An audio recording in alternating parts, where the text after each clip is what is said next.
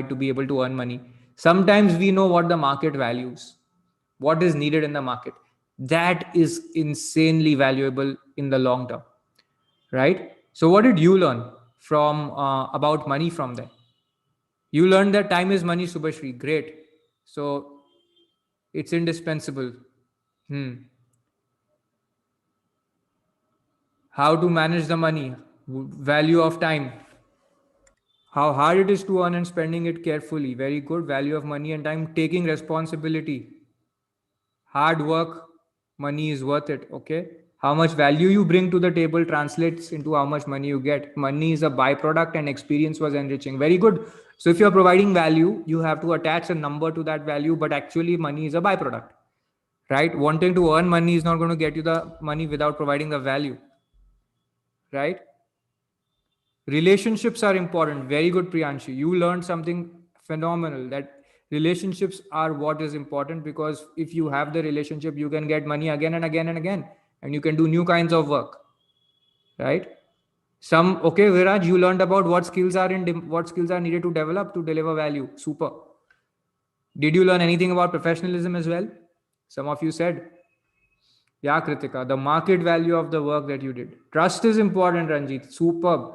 After the trust that you got, were you able to earn more? Did you realize how much more they were willing to give you? Right? So basically, the one thing that was important was get one client, do one work well, and then run the relationship with trust. Does that make sense? Get your first client, do the work well to build trust, and then trust is going to work. That's it. And then you can keep earning again and again and again from that client. Make sense? Yeah, Sham, you learned what you're capable of and how much is your capacity. Punctuality, quality, networking. Yeah, superb. First impression is definitely the best impression. And your first impression, I'm going to share this, okay? It's going to go from two things when you're working as a freelancer: your profile, your proposal, and the content that is publicly available about you. Okay. Hina, yes, when you are expanding and scaling up, the maintenance of services is most important.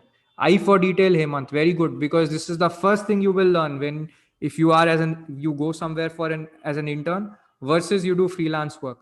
The eye for detail will be a striking point. As an intern, you may not be required to have that eye for detail. Things will pass.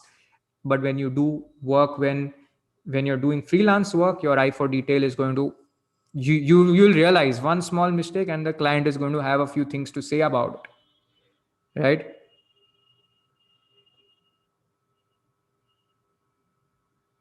Correct, Hemant. You are paid not for how hard you work, but how hard you are to replace, which means that you have to work hard to give what is needed in the market. Very good insights. Okay, are you all finding these insights? You all are sharing this, so this is extremely valuable. Now I want you to know that contract drafting work is at the top of the freelancing food chain. Okay, because all the legal work that we are doing so far, or all the work that we are doing, tuitions, article writing, internship, research work, at the top of it you have contract drafting work. And this work can be performed as a lawyer or as a paralegal or as a friend helping another friend. And you don't have to say necessarily that it is legal work, but you can be paid for your help, right? That you can't do when you file a court document in India, right? Abroad, you can do some work at the back end for foreign lawyers. Okay. But for Indian lawyers, if you're doing remote work at the courts, that's not a feasible one. But what is feasible is drafting contracts for people. Now the question is, how do you get those and all of that? I'll come to that. Okay. But do you understand why I'm saying contract drafting work is at the top of the freelancing food chain? Your first, it would start with like your tuition teacher work, your gym training work. If you, some of you may have like, been gym trainers, it could be. So all of these are different categories of work. Okay. But contract drafting is at the top if you want to be a freelancer. Also, contract drafting opens gateway for more kinds of work. What kind of work? Advisory work, complex technical advice on corporate or on technology or on IP or on media and entertainment or on structuring. There's something called structuring work. Structuring work is very difficult to understand whom can I trust for that kind of work. And big law firm charge like crores for that kind of work. Okay. But that work and structuring work exists for small transactions and big transactions alike. What is structuring work? Structuring work means you have to decide what, if a particular outcome has to be obtained, how will that transaction look? What will be the series of transactions that will lead to that outcome? Okay, you have to design the transaction. You have to keep in mind various kinds of regulatory issues, tax issues, employment issues. Now it's that work. What the problem is that you can't understand, there are no parameters to evaluate somebody for structuring work. But whom can I go to for structuring work? The person I trust for doing my freelance contract drafting work. In that way, there could be tax structuring, debt structuring, M&A structuring, just structuring, okay, structuring of the business, Samriddhi, exactly. Okay, all of that. So whom does somebody go to for structuring work? If you already have a lawyer, you'll go to that lawyer. And but you can't go to somebody freshly for structuring work, because every client knows, I will know whether this works or not after 5 years. Why will I trust a new lawyer to do it? But if I trust a lawyer for other work, then I will give you the structuring work. What is the other work I can trust you for? There are 2 or 3 things only that lawyers can do which will inspire trust, and which can, go from beginner level to complex level. One is registration. Okay, you have registration like trademark registration, MCA incorporation, shops and establishment registration, various other registrations. Then you have compliance work, which is different kinds of form filing. But a lot of this work has not fully gone remote yet. Okay, this work requires some kind of interfacing. Sometimes specific signatures are needed, but contract specific signature of a CA CS. Okay, but contract drafting work is fully location neutral. So when you think of pure freelancing, if you want to be a digital nomad, contract drafting is what you can do. Okay, so unfortunately I gave you the answer. Why am I saying this? I've already given you the answer. Okay, so what are the benefits of being a freelancer? Now, I don't know whether everybody wants to be a freelancer, everybody who's here, and I don't even intend to say that you should be freelancers for life. Okay, but what I intend to say is that you want to experience being a freelancer at least for some part of your life. Yeah, so you should not be a freelancer for life. That's going to be your decision, not mine. You may want to be, but I'm going to share where people get stuck about being a freelancer. Okay, so I would say start doing this for some time in your life. Okay, because you develop a sense of professionalism, your relationship with money, and a lot of prior work experience. And I'm going to give you reasons why. Okay, and these reasons are compelling. Okay, so I'm going to ask you whether these are compelling for you or not. Yeah, you will develop business development skills. So what does that mean? You will know how to promote yourself, how to develop business, how to network a little. Okay, I'm including all of that in business development skills. You will learn client handling skills. So वैसे business development skills are super important for whom? Any independent lawyer, any independent litigator, any law firm partner. Super important. Okay. You will develop client handling skills. Again, very important for young lawyers. If you're starting as an associate, you have client handling skills, you will be number one for promotion. For promotion to SA, senior associate position, other positions. If you're working in the chambers of a senior and you want to go independent, start your own practice, client handling skills are what is needed. And of course, if you want to continue being a freelancer, then client handling skills matter. You will be great with making pitches and proposals. Okay, I wanted to include this separately as a unique skill set. Okay, this skill itself is in demand in the market. People need, when I was checking online today on Upwork, people are charging 2 lakhs for just making a good investment pitch. Okay, so pitches and proposals, there are so many businesses you'll be surprised to find, and they're not run by lawyers, but they don't know how to make pitches and proposals. There's a lawyer also, you can help them with that. This is pure business consultancy. Recruiters will want to hire you for your superior skill sets because business development and client handling. So recruiters will want to hire you more than they will want to hire others. It's very easy to stand out. You can talk about the experiences in your interviews. The level of insight that you will share will be far, far different and deeper. You will set the salary bar much higher for yourself. Why?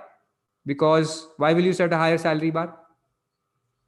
Because you will already be earning some amount through freelancing. So if I'm earning 50,000 today, I know that, if I do A, B, C, D, E, then by another 6 months, I will earn 1 lakh. So if somebody else is going to give me a job offer, what am I going to say? Give me more. What is going to make it worth it for me to forego that opportunity? Either I continue to freelance and do the job, or if I'm foregoing freelancing, then I need something that's going to make it worth it, right?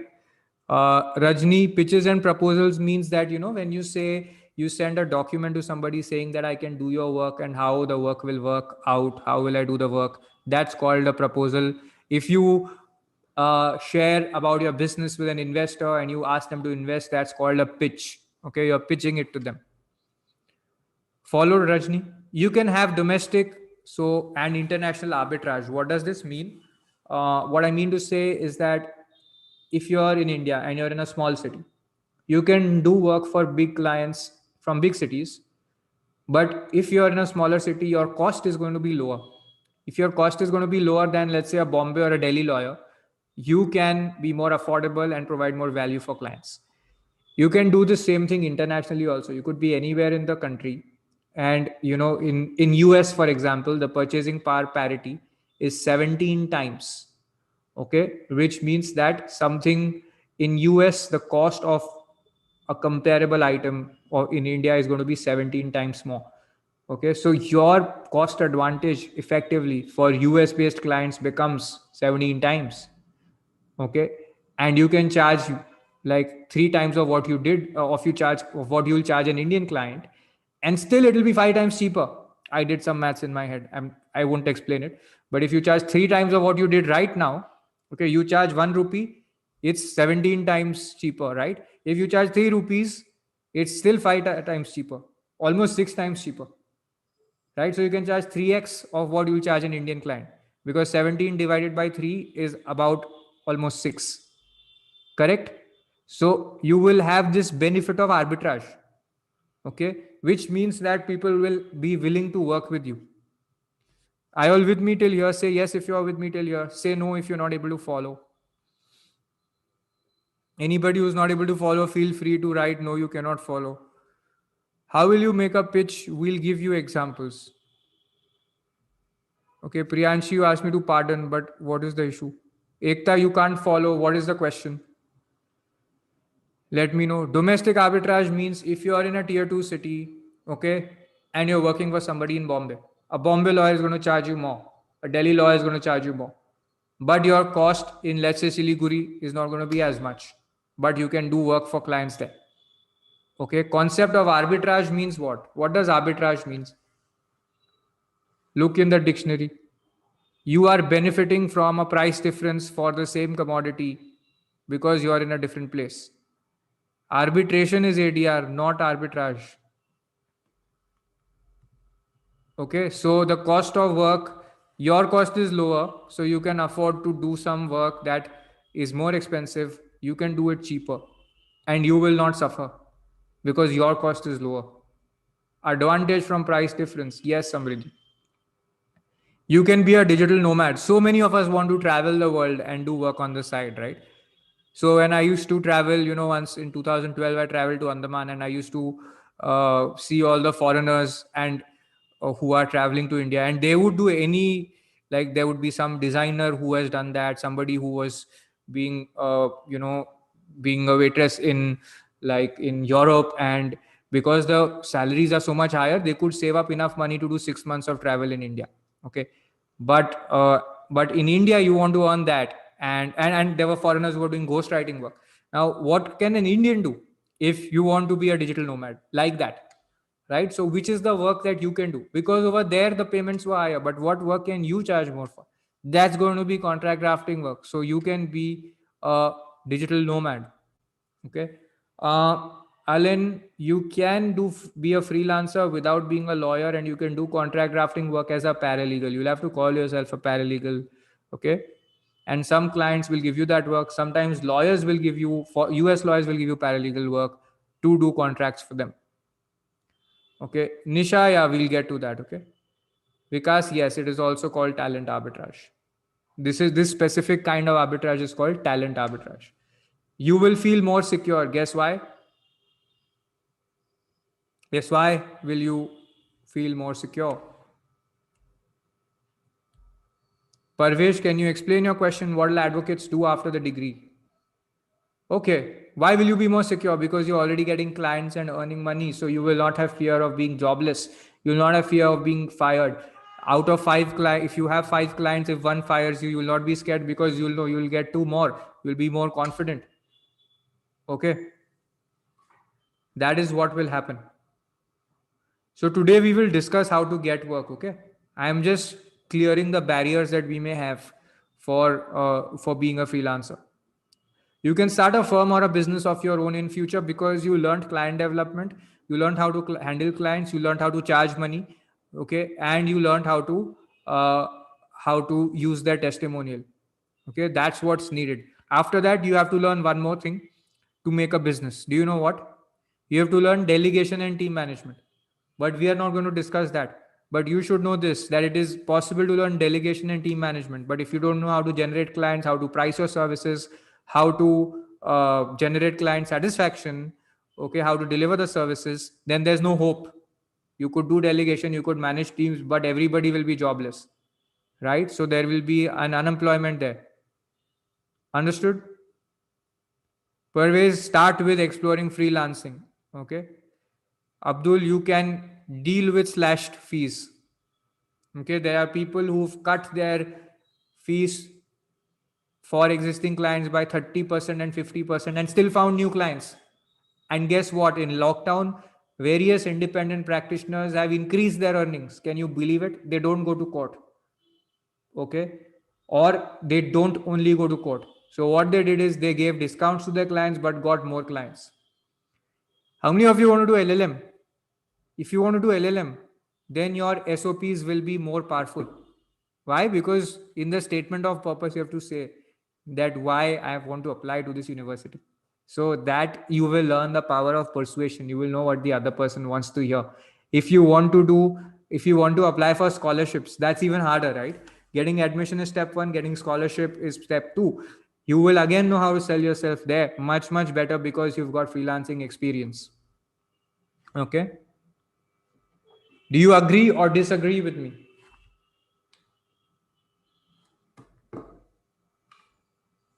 Say agree, say disagree, whatever you feel is appropriate. So there are 11 benefits of freelancing. Okay. So we're going to move after this to getting the work. Would you like to explore performing contract drafting work? How many of you would be interested in that? If you've not graduated, if you're a CA or a CS, even then, and if you're a law graduate, even then, it will apply to all of you. Okay, it'll apply to all of you. What are the common fears about being a freelancer? Does anyone want me to deal with this? I'll go through this very quickly, okay? And those people who want me to jump directly to the topic, you have to just wait for 3 minutes more. Okay? There are ethical issues around earning money as a student. Okay? But if you're doing legal work, you may not have those ethical issues. Okay, you may feel bad that aren't my parents providing me enough? Why should I work on earning money? There may be academic issues. Am I going to be able to manage my studies? I can guarantee you that if you can be a good freelancer, you will be 100 times more effective in college studies. Okay, you will be 100 times more effective. Yes, over time, your parents will definitely be proud that you've been earning money independently. Okay, so the ethical issue part is that the academic issue people have, but academic issues will not be a problem. I used to feel that shouldn't I focus on my career when I was doing this work, okay? But if I had work around real contracts, around real legal work, I'd have thoroughly enjoyed it, which happened in fifth year. With the training at L&T EBG, with the contract I drafted for my startup friend, that was really super exciting. What was the opportunity? Now this is the question people have. What is the opportunity that I'm losing out on? If I am rank 2, can I be rank 1? If I am if I am third, can I be rank 1? If I am 20th, will I end up rank 5 if I focus on my studies? But you should just know this, that there are like so many colleges in India. Every college is going to have a topper. There are 800 odd law schools in India, right? And every college will have a separate topper anyway. So there's only so much more that being a topper will give you. But there is, a really, really different angle that being a freelancer who's professionally working over a period of time that will bring you. So it will help you be an outlier. You know what outlier means? Oh, Ankur, not getting work is totally what we'll deal with. That's not a mindset issue. Not getting work is a real problem. We'll deal with that. Okay. Abradeep, I'll get to the topic, but everybody is not aligned yet. Right? Why not conveyancing? Why not pleadings and other drafting work? Very good question. Okay. These are possible, but conveyancing, you will require a lot of registration and all of that to be done. So there will be a local angle. You can do it as a free on a freelance basis with other lawyers who are there locally. Okay. Other pleadings and drafting work you can do, let's say, you learn all the Supreme Court drafting. Okay. Then you can, and you're, let's say, situated in Hyderabad, you can work for a Delhi based lawyer and do it. Okay. But you can't get international arbitrage from it. Sorry. Right. Contract drafting, you will find enough work opportunities internationally and in India to be directly able to do it end to end. Also, understand one more thing. When you are charging a lawyer, okay, who's charging a client? If you're doing a paralegal work, you're charging a lawyer, right? If you're doing these pleadings, you're charging a lawyer for this, okay, on a freelance basis. If you're an independent litigator and in Hyderabad and a client comes to you and says file a petition, that's how every lawyer does, right? But if you're doing this remotely or on a freelance basis and a lawyer is paying you, the lawyer gets money from whom? The client. Now you tell me this, should you directly work for the client or should you have a middleman in the middle? Which place will you have a higher margin? Okay, can you all tell me this? If you're charging the client directly, direct will always be better, right? No middleman. So there will be one advantage that contract drafting work has. But I am not going to say that this is the best only work to do. I am definitely going to encourage you to do, even if you want to do litigation, you can do. Conveyancing work is really hard to get remotely, okay? Because drafting and lease agreements you can get, leave and license you can get. But other proper conveyancing you will not get. You will not get JDAs, joint development agreements. You will not get any of this work. You will not get agreement to sell and all of that. Okay. Now, because the market is different. Okay. Now, I realize that any work undertaken for stipend is likely to teach us professionalism and value for money, what to spend on, how much value enables you to earn what, which you all have already said. So my first experience was in fifth year in college, and I've never looked back since. But I didn't go the freelance way. I went to set up a business. Yet initially, when I was working on a business on iPleaders, people said that this is a lifestyle business, which is basically a loose, bunch of freelancers working together as entrepreneurs, but it's not going to be like a big startup. Okay. Now this work was directly relevant to my career. I discovered my career through some freelance opportunities. But I realized that the few opportunities that I got in college, in those I had a way higher degree of responsibility than even an associate. As a college student, you know why? Because an associate has a partner to review their work, but a freelance college student doesn't have anybody reviewing their work. They'll have the client saying that you did a bad job, I'm not going to pay you. That's the risk. Okay. We train senior. So I have shared this with you. Today, by the way, law firms are conducting these trainings for business development or as a relationship building exercise with many of their clients.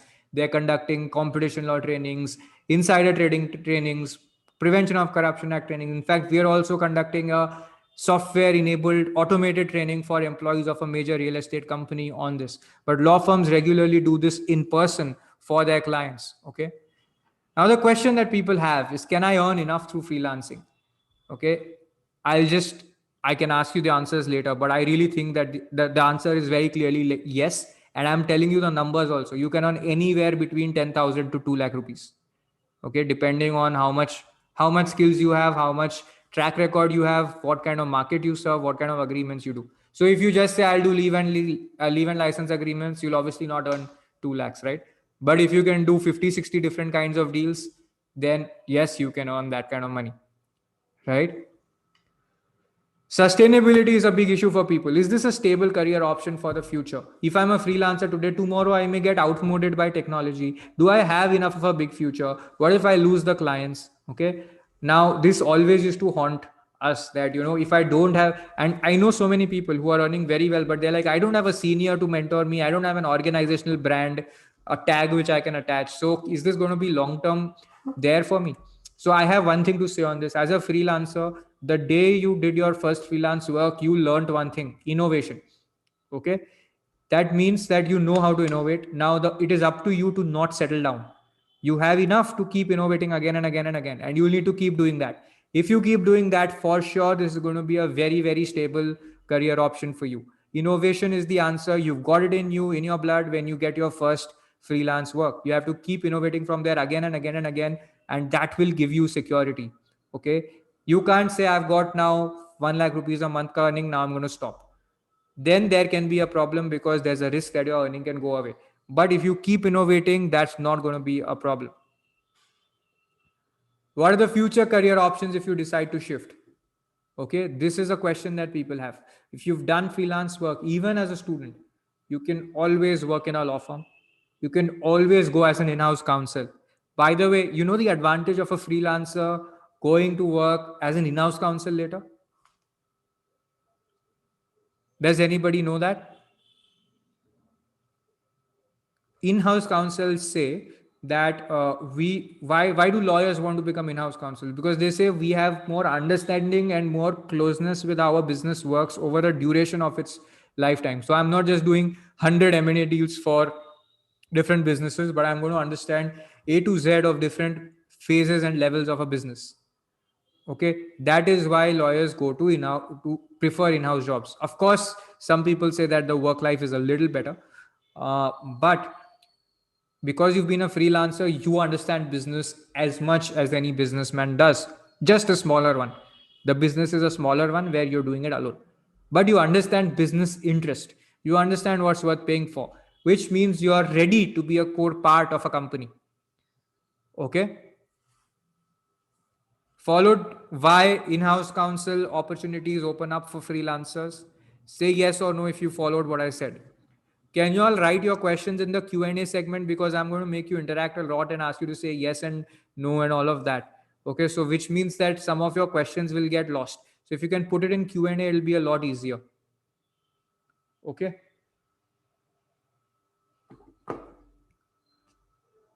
Okay, so what's the best time? What's the best time to start freelance contract drafting? Weber, very good. What's the best time to start freelance contract drafting then? Now? Yeah, if you could start work. So I can say this: if you can start securing work experience now, when would you like to start? If you could learn how to generate value for others, when would you like to start? If you could earn a supplementary income with, if you could earn a supplementary income, when would you like to start? Right now is the best time to start. With time, the value you provide, your work experience, and your income, all of that will increase. Right? So, they say that the best time to plant a tree was 20 years back, and the next best time is now. Right? So, it's that. If you couldn't start yesterday, you start now. How can you find commercial contract drafting work? I'm going to show you some opportunities available on platforms. Okay. If you are a lawyer, you can make a profile on various websites are there, lawyer directories. But I'm going to give you a comparison of whether lawyer directories work, to what extent, what are the limitations, and all of that. Okay. I found a relevant question right now. Rani is asking, how can I start? Richa is saying, I'm planning to go for contract drafting. Who will be the target audience and how can they be targeted well? Very good, Richa. So we'll address this. Okay. So people ask me about lawyer listing websites. So I'm going to deal with Upwork. I'm going to deal with Fiverr right now. And I'm going to share how you can use your LinkedIn profile to get incoming inquiries. Okay. The rules on the two are like, I'm going to tell you the rules also. Now, just basic principles.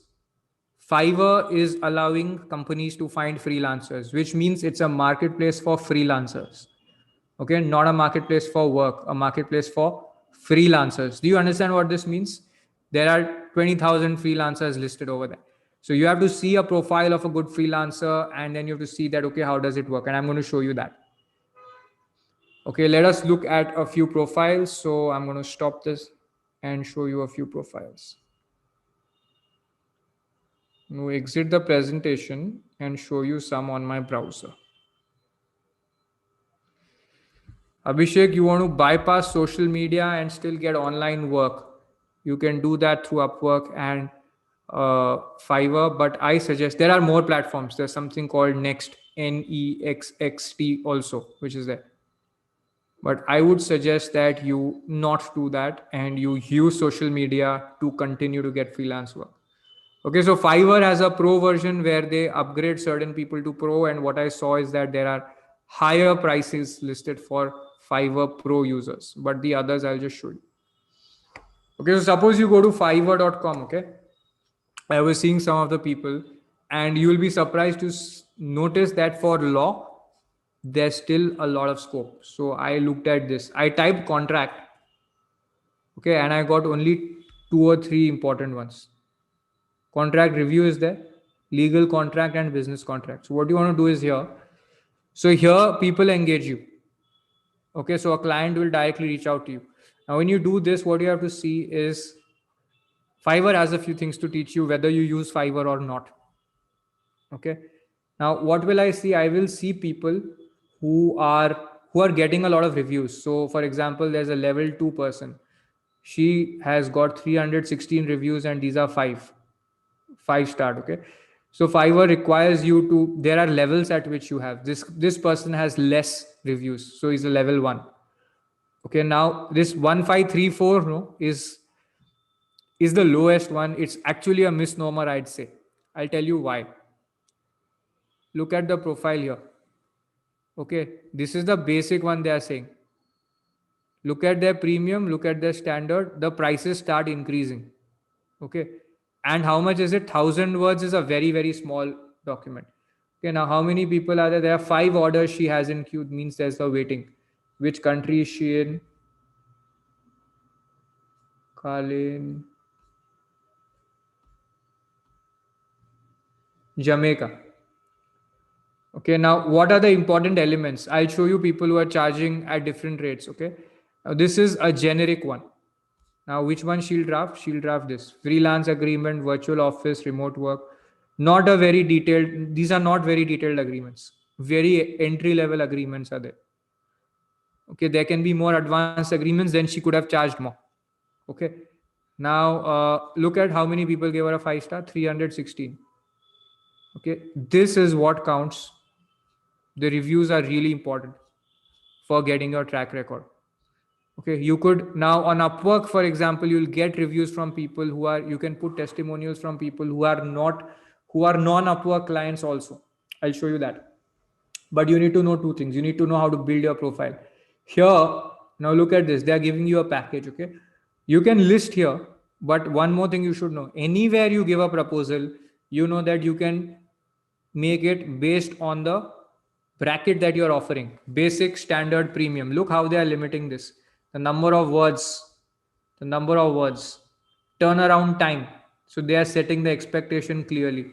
Okay, now you do 1 day, price increases. Total amount they have written, and then you can contact the seller.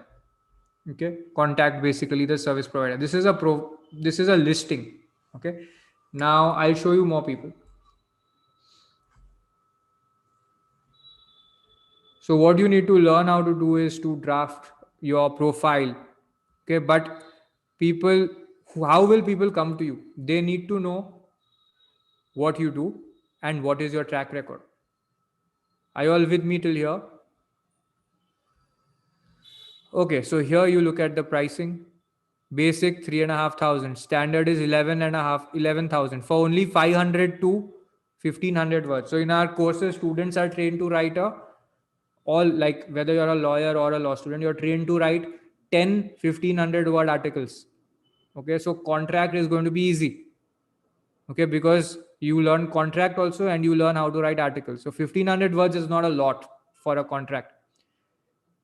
For a quote, they have written 15,000, but they are saying contact me. 7 days delivery, 2 revisions. 5 days delivery, 2 revisions. Okay, so now you could write a higher price also, and people will pay you if you've got those testimonials. Look here, these are some of the simple agreements.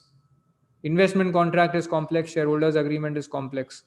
So these agreements will take you about 6 to 10 months to learn. Okay, but each agreement, when you draft, you can charge the amount here. Like 10 to 15,000 is very, very easy to charge for each of these. Some of these will cost more, like shareholders agreement, partnership agreement, investment contract will always cost more. Okay, trademark assignment deal can cost more. Okay, revision means edit, iteration it is called, or edit. Shivangi, if I show you you want to be a beginner level, I didn't understand. You are a beginner level right now. Okay, so you can list at that price. That's not a problem. Does Fiverr charge from you? Fiverr may charge from you a small commission. I'm not sure whether it charges the seller alone or the buyer also or both. Okay, that you'll get on the help. But one thing these platforms do is they keep the money with them till the work is delivered. Okay, and if the work is disputed, then there's a problem. Okay, Deepika. Shivangi, you understood? Nivedita, you can refer to books, okay? But I'll tell you a few things that you need to do before that. You'll anyway have a book library with you. You may do that, okay? But that's not the issue about referring to books. Look at in how much detail they have written what they will do. So suppose you copy paste, okay, that I'll write all these agreements. But when the client comes to you, sometimes they'll contact you before and they'll say, how will you do this? Like this person says, oh, here 84 reviews. Okay, dirt cheap. There are people with a lot of good pricing also. So the least cost is not the determining factor here. And you can start. I mean, if you do, 10 transactions at 3,500, 2 days delivery, 1,000 word contracts, you can do 1,000 word contract in like 3 hours. If you learn how to do it, you can do it in 3 hours and you get 3,500. How much will you get if you have even 10 contracts in a month? 10 contracts will cost how much? 35,000. Komal, good question. Yes, you can. In Upwork, you can upload your portfolio and you can create a video of your portfolio. So you should list the agreements that you've done in our course. And also, Komal is asking that she's a part of the Lossico contract drafting course. Can she list the agreements that she's done? So you can list the names of the agreements and you can also upload the samples. It's like your work sample. And you can create a video of it. I'll show you in a bit. I'll finish showing Fiverr, then I'll get to Upwork. Okay, Jasmine, what happened to you? Okay, you're rolling eyes, but communicate more. That'll be easier. Okay, did you all see a few profiles? So you all can check it out yourself as well. Okay. So these are two sites you must always look at. Show again. Let me see if I missed something. And it says how many orders in queue. So that's telling you that this person is a very much sought after person. Okay, level 1 seller, 38 reviews. So this is where sellers are pitching themselves as service providers. 1 to 2 pages agreement, 1,500. 3 to 4 page agreements, 5,300. If you can draft a 50-page agreement, 30-page agreement, what will you charge? At least 25, 30K. See, this is 6,900 just for this much. Yeah, Hina, you want to write on Q&A? Good question, Abhishek. How to build credibility on Fiverr if you have no clients to begin with? So it starts with your profile, and initially you may want to do work for free or at super discounted rates to get testimonials. Okay. You can build credibility. First, the thing is not the testimonial. First thing is you have to know here. What will you do? You will need to know this. Then when people contact you and they write something to you and you respond, if you talk nonsense, then they will know you don't know the work. Correct? So if you don't know the work, forget credibility is after that. First to know the work and then credibility. For credibility, you must have done the work for a few people and they should have written some testimonials for you. Okay.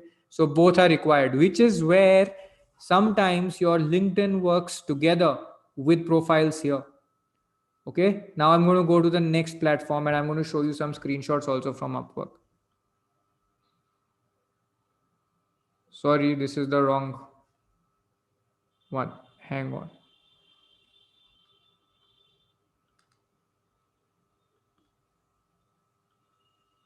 So, how many of you are enjoying this, and how many of you are bored, and how many of you are lost? So, you can say enjoying, bored, lost. 3 words. Okay. And that helps me iterate or change the course of things or improvise. Don't drop off, guys. There's a lot of exciting stuff happening. Okay. So, what we saw, I wanted to show you one person's profile on Fiverr. I really liked it.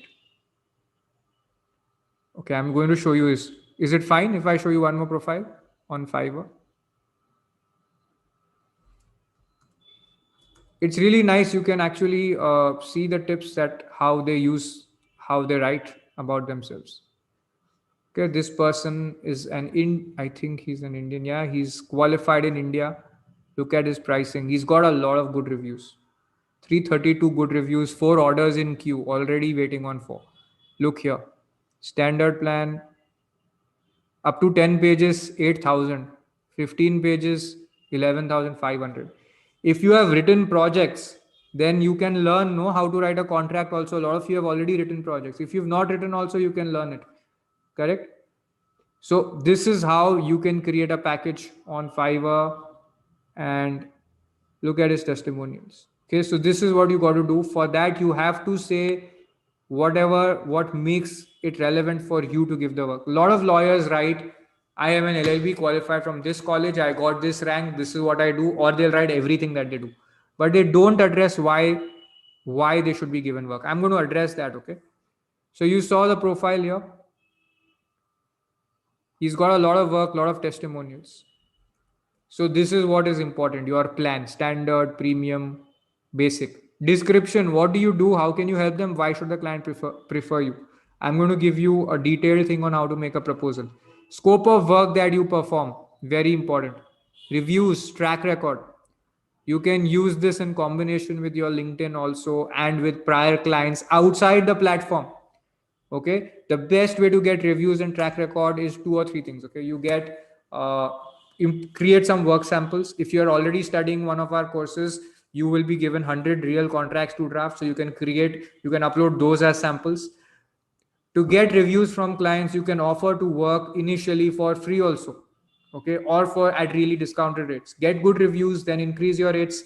The existing clients will start trusting you, they'll pay you more for the subsequent work, and you can increase rates for other clients, and you can use the review of the existing clients. Okay, Upwork allows companies to list their projects. Now let's take a look at Upwork. How many of you want to see Upwork? Say yes if you want to see. I can understand everybody may not be so excited, right? So you go to Upwork and you can search here. You can search for projects or talent. Okay, I'm going to go to the main homepage. It will keep taking me to my personal profile because I'm logged in.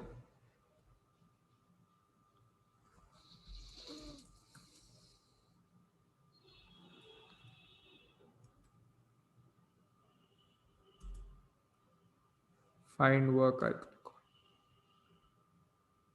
So here you can save your proposals also that you have sent to different clients. So on up. Okay. It's not showing. Hang on. Came.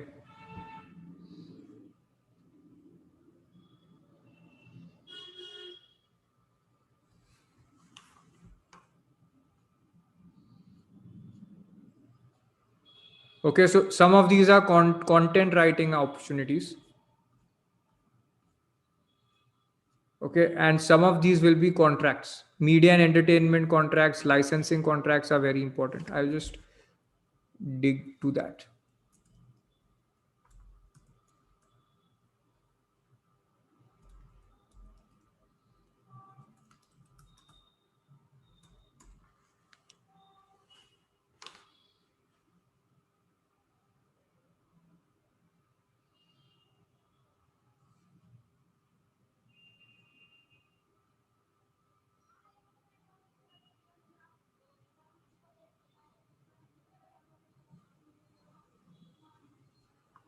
Legal contract, drafter or lawyer for consulting and marketing deals, estimated budget $100.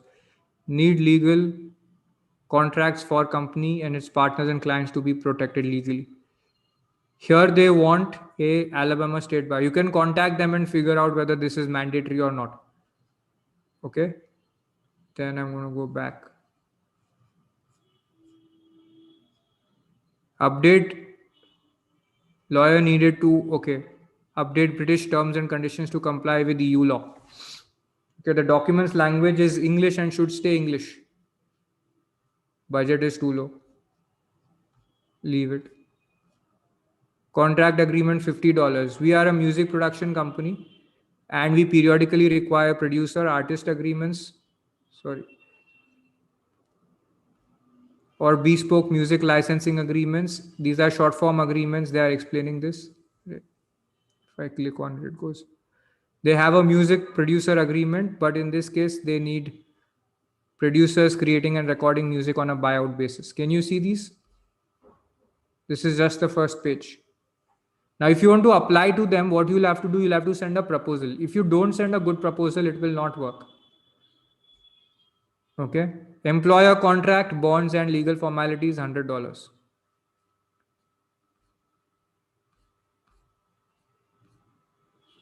So you have to search for media and entertainment, legal writing, contracts, policies, and procedures. Okay, they are paying hourly. Some people pay fixed price, some people pay hourly. Can you see these opportunities here? Content writer with legal writing experience to review contracts also for contractors and freelancers. Non-disclosure agreements, non-compete, privacy policy, code of conduct, copyright policy, fees and charges, accounts policy. Okay. So what do you need for this? You need a profile and you need a proposal. Contract for moving a home. $100 they are giving you. Okay, then here look, privacy policy, terms of use and license agreements for virtual event service provider. Are you all finding these? Are you all finding these exciting? Okay, this is a different one, but looking for an entertainment lawyer with great connections in music industry. I typed license. Now I'll type something else.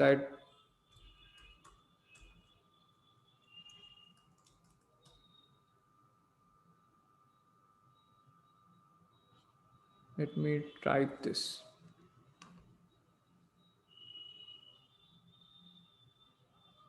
Now I got the right ones. Look at this. Contract lawyer to draft software development and AI project contracts. Contract law advisory for contract services. Paralegal contract. Then experienced lawyer to create shareholders agreement for Australian company. It's not saying that you need to be Australia qualified. Let's see. Yep, you can do this. 10 to 30 hours a week. Okay, so pricing will have to be decided. Trademark lawyer needed for logo and brand. Okay. Lawyer needed for music label contract review. So media and entertainment, technology contracts, general corporate contracts. These are the ones that are very heavily here. IP contracts. It will again go and say access denied. Okay. Music label contract review. So you all are finding opportunities here. There will be more keywords you can search and you will get. Okay. So say yes if you're finding opportunities, say no if you're not. Okay. Now our job is to figure out how to get this work. WebHub, so what happens? No, these are not, so are they subject to local laws? Now, a lot of the part of the meat of a contract is not subject to local laws. If a lawyer is listing this work, then it is paralegal work. The lawyer will look at the local angle. Okay. Neeraj, this is incorrect. Work for Indian clients is available. Why do you want an Indian client to list work on Upwork, by the way? You are an Indian lawyer, but you want international work. Otherwise, how will you take advantage of talent arbitrage or the currency difference? But Indian clients are giving work through Upwork. I will show you a screenshot of a student of ours, Meghna Khetrapal, who got it from an Indian client. Okay, because why are Indian clients preferring it? Because they understand that the kind of lawyer who lists on Upwork is going to be a lot more sophisticated and their money is going to be protected. Why? Because if the work is not good, they can dispute it. Money is collected upfront by Upwork, but it doesn't release it to the lawyer until the work is complete. Okay. Ankita, we don't have the culture in India to invest in freelance. How does that arise? I didn't understand. Why is there no? I didn't get it. You don't need a culture here. Okay, people cannot afford a full-time lawyer in a lot of cases. They just need a specific piece of work done. So what do you mean so you must be familiar with the term retainer, right? So what is a retainer? So many lawyers have a retainer. Retainer is a more structured freelancing arrangement. Okay, so culture is definitely there. So many lawyers are on active retainers. They want retainers to stabilize their incomes. Okay. Ekta, yes, these are internationally, the contracts have in similar language across the world. You have to see in certain cases that, okay, if a company is signing, then who's going to sign it? How to list the name of a company. Okay. Very, very few things are governed by statute. That's the only part of the research you need to do. Yeah, Subhashri, Freelancer is also a good app. So, Mohammed, I'm showing you how to find work online. Now you click on one of these opportunities, then you'll have to apply. You'll have to send a proposal to them. Okay.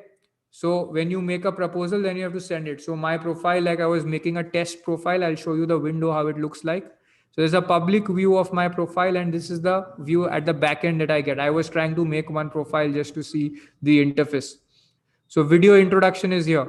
Now we've done webinars on how to create a video CV, and Upwork is one of the few places which utilizes that, like how to introduce yourself on video so that clients can know about you. Most of the lawyers how many of you have tried to get work on Upwork? Tell me, and you didn't get it. Now I'm going to share what makes it successful, what makes getting work on Upwork successful, and you tell me which of the things you did and which of the things you didn't do. Okay, great. So video introduction is something. Then work history. Okay, no items here. Work history, portfolio, showcase your work to win more projects. You can do this if you've done any of our courses. You've drafted agreements, or you've drafted agreements for in another job or as a freelancer earlier. You must remove client details and then put up your work here. Okay. Then I'm not sure about labor, litigation, and compliance work that you will not get on these platforms. Then your project catalog, you can create projects here. Like you saw the listings on Fiverr, I will write technology agreements. I will write terms and conditions. Those you can create here and manage. This is the place for testimonials. You request your clients for that. Okay. And you can add other life experiences. If you don't invest in building your profile, keep checking it again and again, see how to improve. It will not work. Over here, there is a proposals tab. Okay. So over here, they'll tell you how to, you can basically make multiple proposals here. Okay, you have to upload a proposal based on every job opportunity, every work opportunity you apply for. You have to create a new proposal. So proposal writing is something that you need to do. You can only write a proposal if you know how to do the work. I'll tell you the 8 or 9 steps needed to make a winning proposal. And Ramanuj has done a detailed webinar on it. But I'll summarize the steps for you just so that you can remember. Okay, then.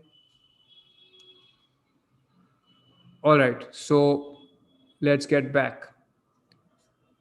Okay, so are you all clear that there are opportunities online, not of all kinds, huh? Contract drafting opportunities we saw online. How many of you are clear that they are available to you to take up? You saw media and entertainment contracts, you saw privacy policy and all of that. Some of you saw NDA or shareholder agreement opportunities, right? So it's available for us to take, correct? Okay, so everybody who wants to do, labor court work, taxation work, all of that, you have to get that through LinkedIn. Okay, not through Upwork and not through Fiverr. Fiverr, you can try and list a profile, definitely. But LinkedIn is going to be your primary tool.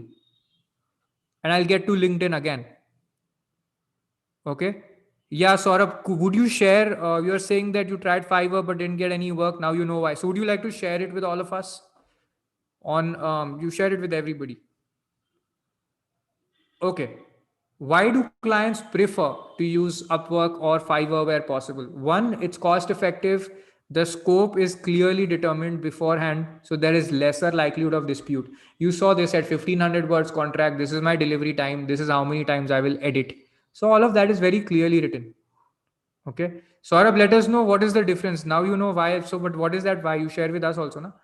Professionalism. If you don't deliver as a lawyer within the time you said, then they don't have to pay you. Like the platform won't release the money. So clients trust that. Clients also know that if you are, in India doing the hard work to list your profile there and make a good proposal, then you are definitely way more professional than the average lawyer. Plus, they know if you do bad work, I'll give you a bad review. And tomorrow, that bad review, other clients will see. If you get a client in the court, okay, a lot of clients have briefed litigators, and then litigators or whoever, matlab, the lawyer hasn't done the work, and then the lawyer stops taking the calls. A lot of clients have had these experiences, but there's no harm done to the lawyer, because nobody, the lawyer knows that somebody else will come to me still, because the word didn't spread. Okay, but on a platform, the word of bad work will spread and the word of good work will also spread. Clear? That is why this is preferable. Okay, sellers want good reviews. Bad reviews will impact their future work. So this is why people prefer to use such a platform. Clients pay in advance but must mark the services complete for payment to be released. But there's no chance that if you do the service, unless there's a dispute, which doesn't always happen, if you do the service, then the client will not run away with your money. So lawyers also have this problem that clients negotiate after over giving us the work, and after they keep changing the scope, they'll tell us to do 10 more things, and then they'll negotiate on the price at the end when we raise the bill. Here, because the terms are clear, that is not going to happen. Okay. Abhishek, no safeguard from people ripping your sample contract off. Risk of clients or lawyers being defrauded, both ways. Clients are also scared that lawyers will make a mess and then disappear, and lawyers are also scared that I'll do all the work, I'll do extra work and not get paid. This is this problem. This is a problem of the marketplace. This is solved by Upwork and Fiverr and other platforms. Now, how do you get the work? So I showed you the profile part. I'm going to talk about the proposal part. There are two parts, right? Profile and proposal. Without this, you don't stand a chance. Don't put your CV up like you put up as a law student or a lawyer, and expect that people will understand. I've got 8 years of experience in all forms of contract drafting work. I can do this agreement, that agreement, give me work. Like, no, don't do that. You have to actually explain what the problem is, how will you do the work, what's the pain point. Okay. So I've showed you how Upwork works. Now there are some steps to create a profile. Okay, this is a lot of mehnat. When I was trying to create a sample profile, I did it on my mobile. So I'm going to show you some screenshots of what it looks like when you create a profile. You have to choose your services for each profile. So Upwork allows you to create custom CVs. What's a custom CV? If you want IP law work, you can have a separate profile. If you want contract work, regular contracts work, it will be a separate profile. Okay, criminal family law, I'm not saying you should do, because there the law is going to get territorial, jurisdiction specific. Paralegal you can tick. Okay, so this is when I was creating something on IP. Okay, then it will ask you all these questions: hourly rate, details, Upwork service fees written 20%. Then they'll ask you to write your description and all of that. So you have to think, what will make people give me work. You have to experiment. Okay, and these profiles will change based on the type of work you want. So it will allow you to have multiple profiles. So it says there's a general profile, there's a special profile. Your special profile can be 100% new, or it can be partly from your general profile and some new things.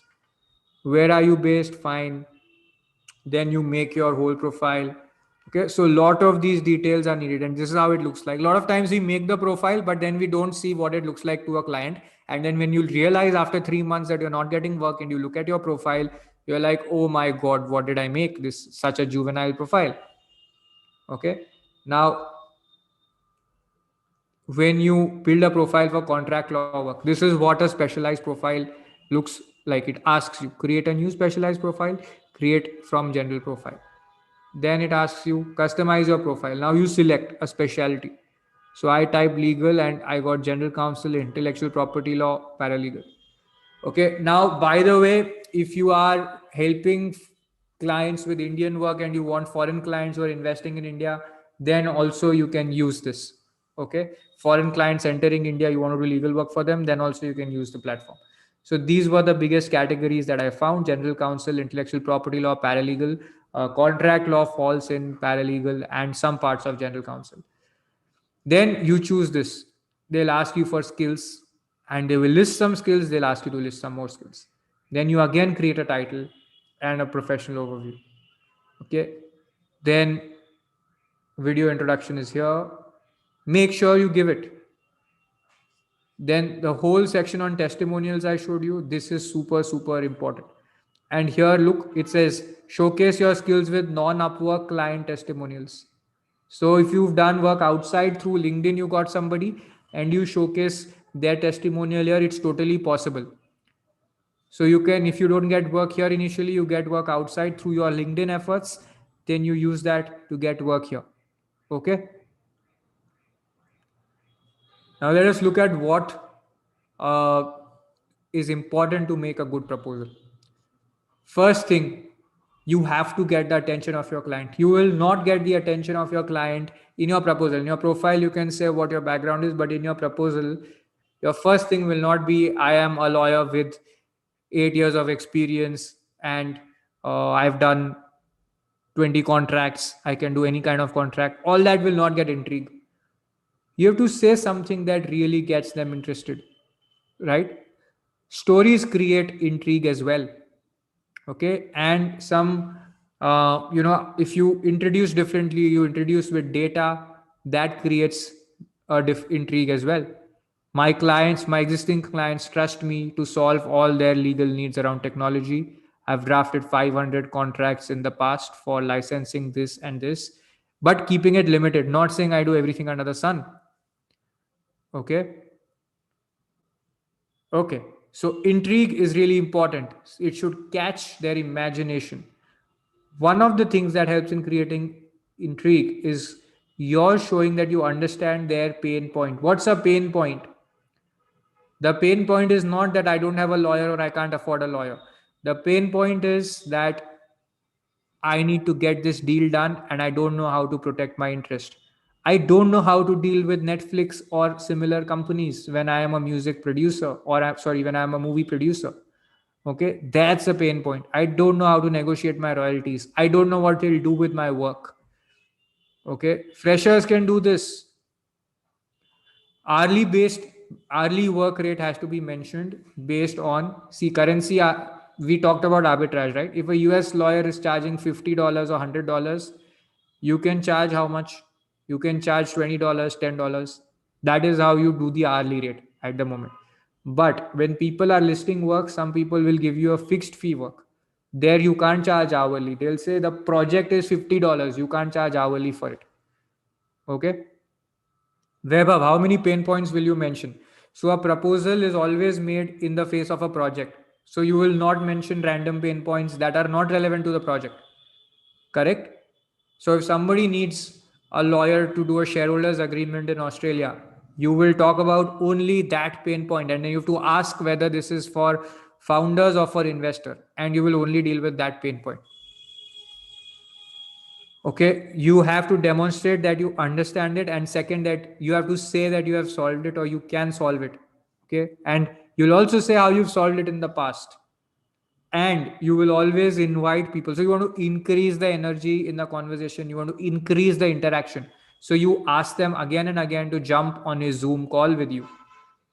Okay, face to face interaction, exchange of money is exchange of energy is really important. They should keep getting value. See, when you're giving someone value, it's very easy for you to cut off at a particular point and say, okay, now this is free. Now I want to discuss with you the structured plan because I've been giving you all this value for free. Now I'm going to do paid work. So this much I will do for you. This is free. The risk is on me. But after that, we need to get on a paid arrangement for me to continue. Explain the mechanism of how this is workable and how it will take place. So how will you solve the problem? Okay, the how, the mechanism, how it will take place. You saw those plans. It said these many iterations, these are the prices, this is in how much days I will give you the work, this is the size of the contract. Explain the competitive advantage. Why should I give you the work and not others? What are the benefits of giving me the work? Okay. What are the benefits of giving me the work? Everybody in every situation has one competitive advantage. It's the client's choice not to trust it, but the problem that you make is most of you don't know your competitive advantage and most of you don't know the pain points. Okay, like Amar, you're saying as a second year law student, why would someone trust you with the work? You tell me which pain points you can solve first. Then you think of what is your competitive advantage in comparison to others, right? No, simple lease sale deed, forget about it. You're not getting that work. Please don't think of doing work that's not available enough in enough numbers. Okay, don't say I'll be a freelancer and I'll do only lease agreements. Boss, not happening. You don't know 20 agreements, you're not going to get freelance work because you are narrowing your customers. Your clients want 20 things. Okay, and I know why you're saying that because it may be difficult to learn according to you. But what if you could learn it in 6 months? What if you could learn it in 4 months? Then will you do 20 agreements? Then will people trust you? Once you have the testimonials, you have more testimonials than others who are far more senior. Will people trust you? Why can't you do it this way? That I do corporate lease agreements for startups which are finding their first office. Top pain points of startup entrepreneurs when they find their first office are rent increase, fittings, installations, moving out, how does it work, sunk costs, and I can help you reduce all of that and have a workable rent agreement with your first office so that you can easily and flexibly expand. Various examples are there, Amar, but this is only one. You will need to be prepared to handle more pain points. One is not enough. And after fifth year, also, I'm telling you, I'll guarantee you, if you depend alone on college syllabus, this is the only agreement you'll be comfortable to draft. And you don't want that. Okay. How do you have that competitive advantage considering you're a novice in this field? So you tell me who will do the work better than you. If you already know how to do the work, then why will somebody else do it better than you? And competitive advantage is what? Your price, your quality of service, the time and attention you give to the person, and the quality of work. Okay, so you need to know how to do the work. But like, I'll give you an example why a lot of companies prefer small law firms or independent practitioners to big law firms, because they get more partner level time, because an independent practitioner who's got experience in the area will charge maybe as much sometimes as the big law firm, or maybe 20% lesser, but will give way more attention to the matter. Okay, so the competitive advantage as compared to a big law firm is my time, and I know the work, in comparison to a big law firm if they put junior associates on it. Okay, so Chetan, what is your competitive advantage, and why do you have to be a novice forever, by the way? Don't Why can't you be a expert? What if you could be one? Deepanshu, did you get the pain point concept now? Chetan, what if you could be one? Yeah, 6 months, 1 year is all it's going to take. Do you want to give 1 year in it? By the way, in 3 months you'll start seeing results, but I'm saying, if it takes 12 months, are you willing to do that, Chetan? You will have a competitive advantage over first year and second year associates also. If it doesn't happen for you, you can come to me. Okay, competitive advantage over first and second year associates in law firms in your college itself. Okay, pain point concept means the problem you are solving. The problem you are solving is not giving you an agreement, that's a solution. The problem you're solving is, I need to get into the right property so that I don't have a problem in a corporate lease. I need to have if I decide to stay there for years, it should be fine. If I decide to customize the property into an office, it should be fine. Okay, but a corporate lease also for a startup doesn't have enough flexibility to address a lot of things. But let's say you're doing co-founders agreements. Okay, what's the pain point there? You're starting your first business, you don't want to have the wrong arrangements, you don't want the risk that somebody else runs away with your clients. You want to protect your interest, you want to protect your relationships with your customers, your business idea you want to protect. Okay, so I will solve that by giving you the right co-founders agreement which protects your interest, your hard work, your future. Okay, by the way, so what happened in the case of Facebook with Eduardo Saverin and Mark Zuckerberg? There's a whole story about how new shares were issued by Sequoia when Sequoia was investing. Michael Moritz was investing that time. New shares were issued. Saverin got diluted. Okay, Saverin still is a billionaire based in Singapore, but the percentage of shares he held in Facebook got diluted, and he signed the contract without reading it. Okay, and the contract allowed that to happen. That was the most important thing.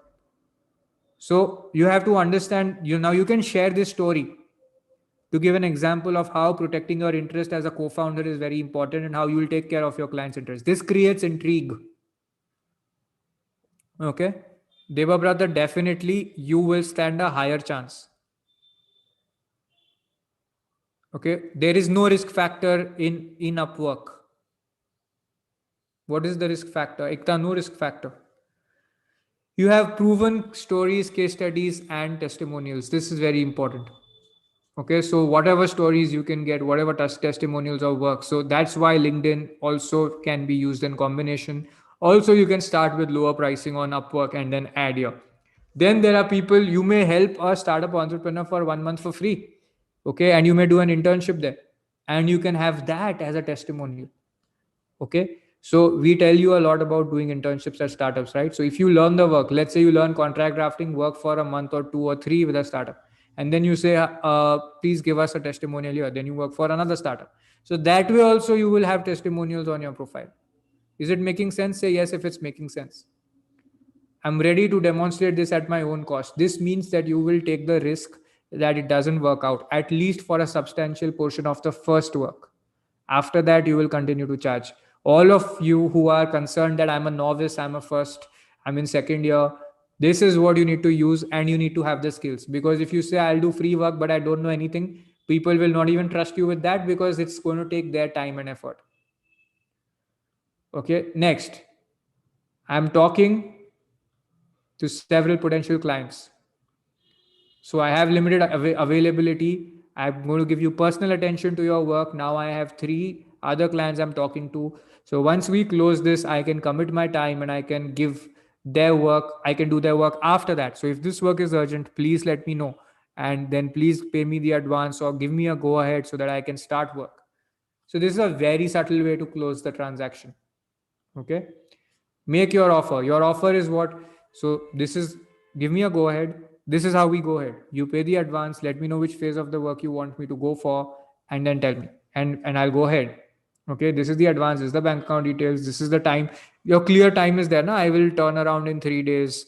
This is the length of the solution that I'm providing. Like that. You can visit the Upwork website. For all of you who think that, I am some random guy telling you that profile is important. Upwork has created this on May 23, 2020. They know that in lockdown this would have happened. How to create a proposal that wins jobs. Okay, so they are saying that once you create a template that works, it's fine. But they are clearly saying here that if you don't make a good proposal, you can forget about getting a client. So anybody who didn't get work on Upwork, that's because you didn't make a good proposal. It is as simple as that. If you don't have any testimonials, you'll say, I am new to the platform, but I know the work and I am starting out now. I'm happy to do this for a cheaper rate in comparison to others. That's your competitive advantage and somebody else needs it. So getting your first real work is important and it's going to be harder.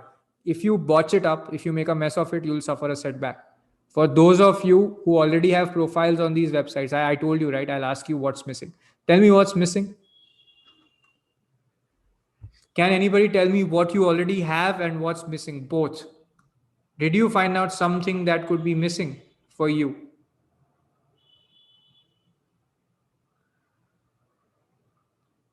Jishnutosh contract drafting diploma is the one. I'll get to those in a bit. Dhanashri, okay, why don't you tell us what is missing and you can share it with panelists and attendees both. Yeah, testimonials, list of work, knowledge, Parvesh, very good. Utkarsh making a good proposal, giving time in profile building, Balaji, yes, correct. Yeah, so if you get that, then you can get the work, right? What else is missing? I want more of you to participate. There are 220 people here. Nivedita, if you're new to contract drafting, are you studying the course with us? If not, then you will have an opportunity to think about it, okay, and to join. In 1 year, you can be fully trained, but the results start in 3 months. Okay, if you're interested, you will have an opportunity to take action today. The goal for your first client has to be to create 100% satisfaction. If you do the work even for free, don't say itne mein itna ish milta hai, right? You can't say if you're giving me free work, don't expect much from me. Your quality has to be super high standard, like you would do for paid work. And you'll set the expectation very clearly. This is the first mandate, this is on me. After that, you can decide to pay me or not. Always obtain a testimonial from someone who is satisfied. This is your benefit in doing free work. Client is more likely to agree. If you do it well, they'll give you a testimonial. How do good freelancers increase their income? You want to know this? How will you increase your income? How will the client not get addicted to free work? You all want to know this? So first few times you'll do free, okay, with every new client. First piece of work will be free. Then they'll start giving you repeat work. Why? Because trust is there and the quality is there. So they're satisfied. Then you can charge. You'll use testimonials also of previous clients in your proposals. So your profile becomes stronger. Then what will you do next? You'll increase your rates for new clients and reduce the scope of free service. If you were doing 40 hours of free service, then you will do 10 hours of free service. You will increase your rates. You may double your rates. Okay, it is not difficult to earn anywhere between 10,000 to 2 lakhs as a freelancer depending on your skill sets. Okay, one thing to know here is how much free service to offer in the initial phases. Okay, now the thing is that if you have no testimonials, no, offering more to begin with is better, so that the person can hands on believe that you're not being stingy and they can trust you initially. Okay, can you balance this with academics? How did I take out time for freelance contract drafting considering my academic commitments? I can guarantee that your speed, your ability to understand and deliver will increase. So, what you do in 8 hours today will be no match to what you can do later. You may be able to do 2 or 3 times the work, because when you learn how to talk to people, how to deliver the work in 2 hours or 3 hours, you'll finish your college work. In any case, how much do we study for a college?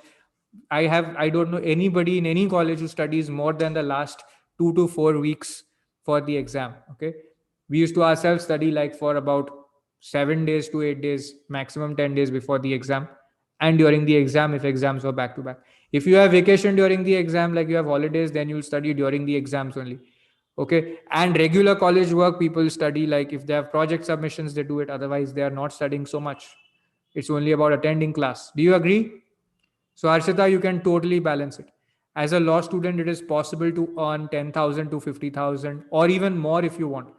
Ramnuj has publicly said in webinars, and he was earning 80,000 per month at a specific point of time in law school. Like somewhere around fourth, fifth year, he was earning this. Okay, I wasn't doing regular freelance work. I did a few assignments only.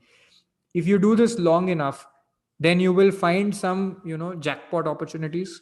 Jackpot not because you are like making a fool out of someone, but because somebody really needs your help with something. Okay, it could be with contract drafting, or it can move into corporate tax competition, whatever. But you will find good opportunities which shoot up the earnings even beyond your 50,000 limit. Now the question is, starting is the first thing. So how do you start, right? Parvesh, we'll get to it. We'll take question and answers. Does anybody want a 2 minute break? A lot of times I've heard this feedback that people get exhausted during the session. So if you want a 2 minute break, get water, then you can do that. I'll also take a 2 minute break. And I am also introducing you to Astha, my junior, Uzair from our team, and Samanika. Samanika may interact with you now in the 2 minute break. She is also looking at placements, and they do a lot of mentorship. She's looking at placements at LawSeco for our students, but she also has a lot of commitment towards mentoring students. So there's a lot of mentorship activity that the placement team does under the guidance of Samanika. So Samanika, you may choose to interact in the next 2-3 minutes while I'm just taking a break. And those of you who want to take a break can take your phone around with you. Keep staying plugged in, but not heavy duty interaction. Okay. Hi, Uday. Hi, Hi. everyone. So, if you have any doubts, just write them down. I've been speaking to so many students for past 2-3 days. Last night, my last call ended at 12 in the night.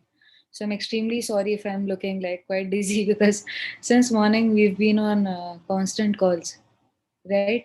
Saurabh is asking, should I spend? Guys, if you're asking any question, put it in Q&A section so that like I'll know which one are answered instead of the chat box.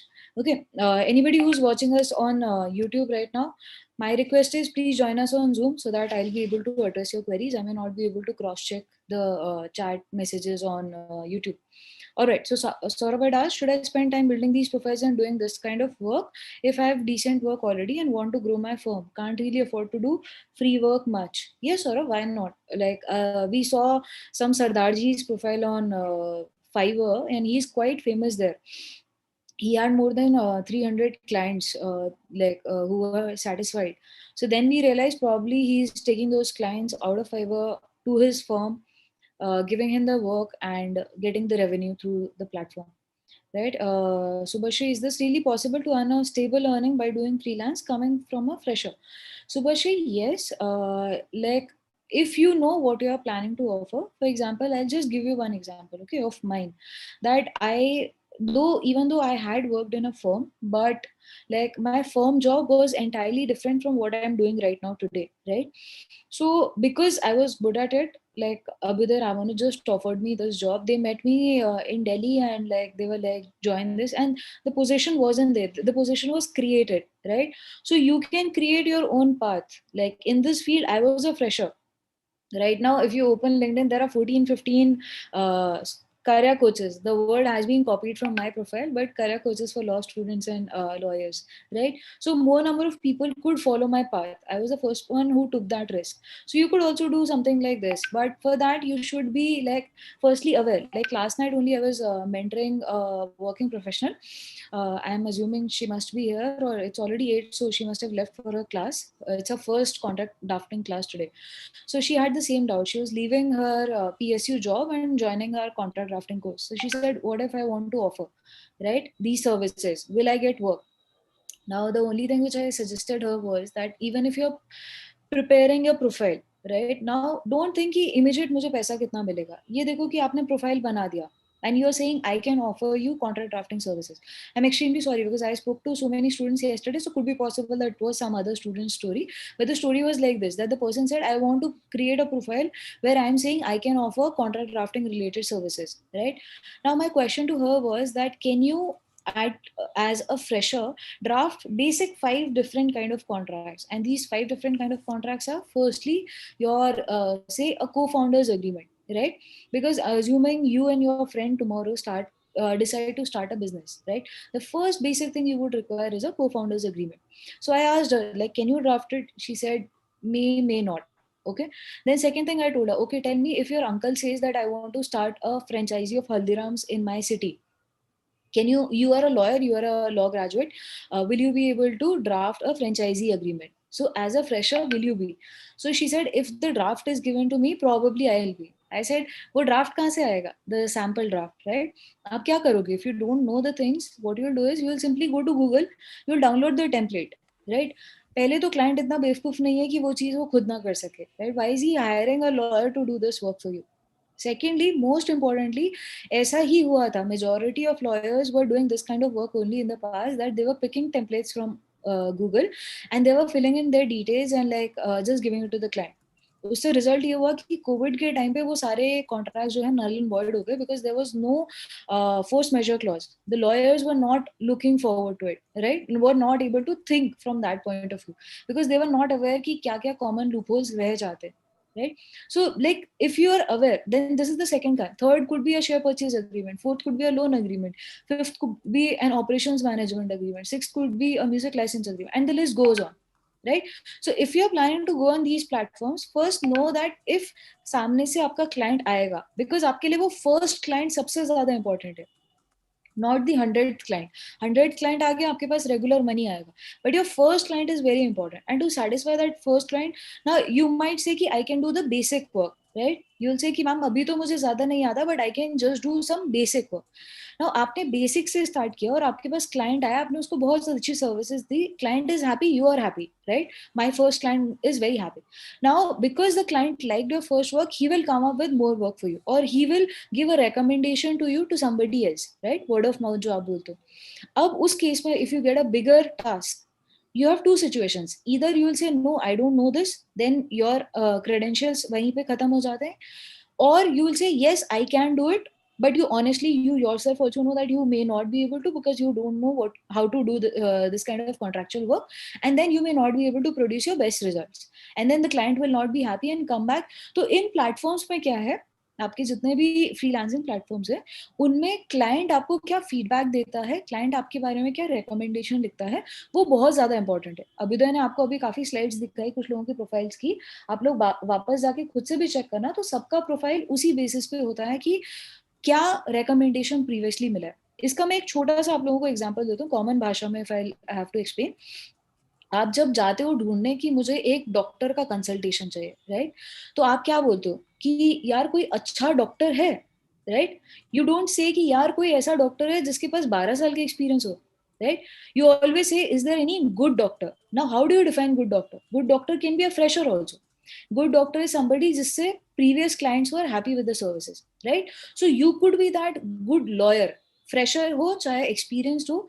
आपको बस ये देखना है कि outside world में, like imagine आपके घर पे भी किसी को अगर मना टच वुड ना हो, बट अगर कोई क्रिमिनल केस होता है, right, and you go and you say that I am looking for a good lawyer who can help him get a bell.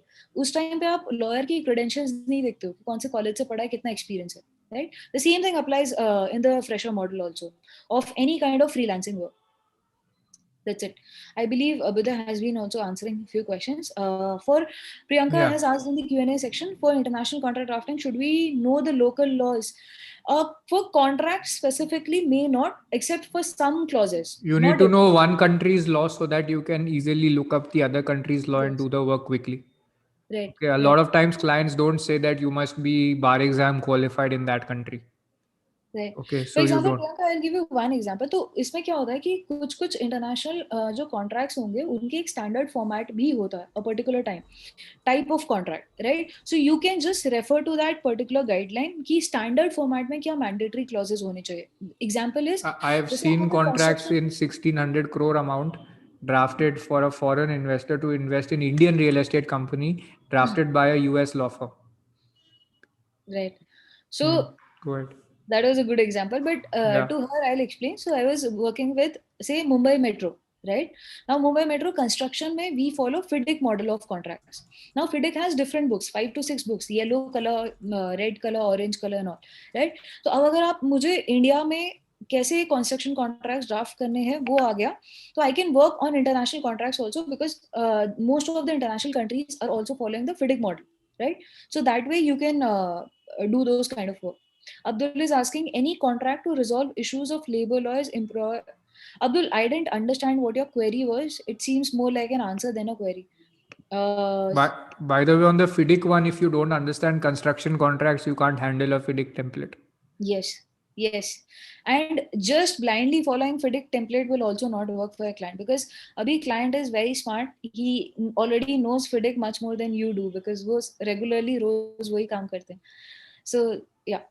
How effective is LinkedIn for grabbing freelancing work? Shivali, very, very, very good platform. Because जैसे आज से 5 साल पहले जो भी Instagram पे चला गया और अच्छे से इंस्टाग्राम को समझ गया, आज की डेट में they all have become Instagram influencers. In the same manner, if you enter LinkedIn today, 5 to 10 years down the line, you have full chances of becoming LinkedIn influencers. You just have to understand exactly how to use keywords. And आप लोगों को just एक छोटा सा मैं ये चीज बोलूंगा, आप यूट्यूब पे चेक कर लो, SEO, search engine optimisation, like how do you use the exact right set of keywords, ताकि कोई भी वो चीज ढूंढ रहा है तो आपका प्रोफाइल उसमें आना चाहिए. It's a very good platform, and lot of my friends are getting good kind of quality content writing work from LinkedIn. Utkarsh is asking point number 6. I don't know what point number 6 was, so I'm skipping this. Richa is asking, please share how we can target the clients other than the platforms like Upwork and Fiverr. Richa, there are few other websites also. आप एक बार थोड़ा सा Google कर लोगे आपको मिल जाएगा. Like yesterday only, a student of ours, she's in final year. She told me some website, adda.com or apna.com, something like that, from where she got content writing work. Like she had attended Ramanuj's session on freelancing, and she got good content writing work. They initially started paying her, she said 50 paisa per word, but then they really liked the first draft, which was for 1500 words. So initially they were supposed to pay her 750, but second draft onwards they decided to pay her 1 rupee per word, and they have told her that if you are going to continue on a longer duration, we might even pay 1.5 rupee. And that's a very good amount, because 1500 words का article लिखने के लिए आपको मुश्किल से 1 घंटा भी नहीं लगेगा, and for 1 hour you are easily getting like 1500 or 2000 rupees, right? uh, Varsha is asking, I think somebody has answered. Okay. Varsha is asking, is there going to be another session like this? Varsha, we've been, like, probably this is the last session of the series, because the entire week we've just spoken upon the importance of this. I'm not sure whether you're still there in the session or not, but yeah. Apurva, will I get clients if I'm not a law student currently and aspiring to do law in the future? Apurva, you might, but you may not be able to understand, right? So the client, it's just like आप खुद सोचो कि अगर आपके पास, आप किसी ऐसे doctor के पास जाओगे जो बोलेगा मेरे पास डिग्री नहीं है but I can like give you medicine, would you trust him? The same thing would apply to the client also. Kapil is asking, can full-time employee do this work? Kapil, yes, definitely. The only difference between Upwork and Fiverr is दोनों में buyer seller model है. Upwork में अगर आपको services चाहिए, मतलब आप अगर अपनी सर्विसेज किसी और को ऑफर करना चाह रहे हो, तो you go ahead with the proposal, right? buyer list करता है and you are the seller, so you go and say that I am selling these services. On the other hand, Fiverr में आप list करते हो that these are the services I can offer and people come to you, right? So that way you can accordingly choose, and उसमें आपको हर platform में option आता है that like I'm available from this time to this time on these number of days, so you can like customize that accordingly. Like if you want to do this during weekends or in the evenings, whatever. Ankita, which points out of the ones I shared were you not implementing, or were you The implementing? Sixth point was there. Parvesh is asking, can you tell something for new advocates in Indian court or Indian firm? Parvesh, your question is not clear. Please elaborate. I'm already a practicing advocate. Still, do I have to do freelancing work or do the work at lesser fees? You're anonymous, firstly, so I don't know what exactly were you asking. Still, do I have to do freelancing work? Like, we are not forcing you. If you don't want to do, please mat karo. Right? Before starting as a freelancer, what are some of the basic things I should invest time in mastering before accepting projects? Kritika, skills and skills. That's it. One, it depends what kind of freelancing work you are taking. If you are taking a content writing work, you should be good at researching and writing, right? You should be good at articulating your thought processes very clearly in a structured manner. If you are taking freelancing related to contract drafting, of course you should know firstly how to draft contracts, right? Deepak is asking, ma'am, I'm BE civil, but I have interest in making contracts for own business and other startups. Yes, definitely. Why not? मतलब आप engineering को merge कर सकते हो. Like we just mentioned that I was doing lot of construction related work. उसमें आपका civil engineering का काफी role होता है. So that kind of work you can do definitely. Chetan is asking, ma'am, if feasible, can you please provide your email so that I can ask my doubts in detail? Yes, anybody who wants to discuss about contract drafting in detail, you can drop an email to samanaka@lawseco.in, right? With the subject line, request for doubt clarification related to contract drafting. Please have a specific subject line, otherwise it might just get skipped in the thousands of emails and internship applications I receive, right? So be very specific in your query when you're sending an email, and don't forget to share your contact number.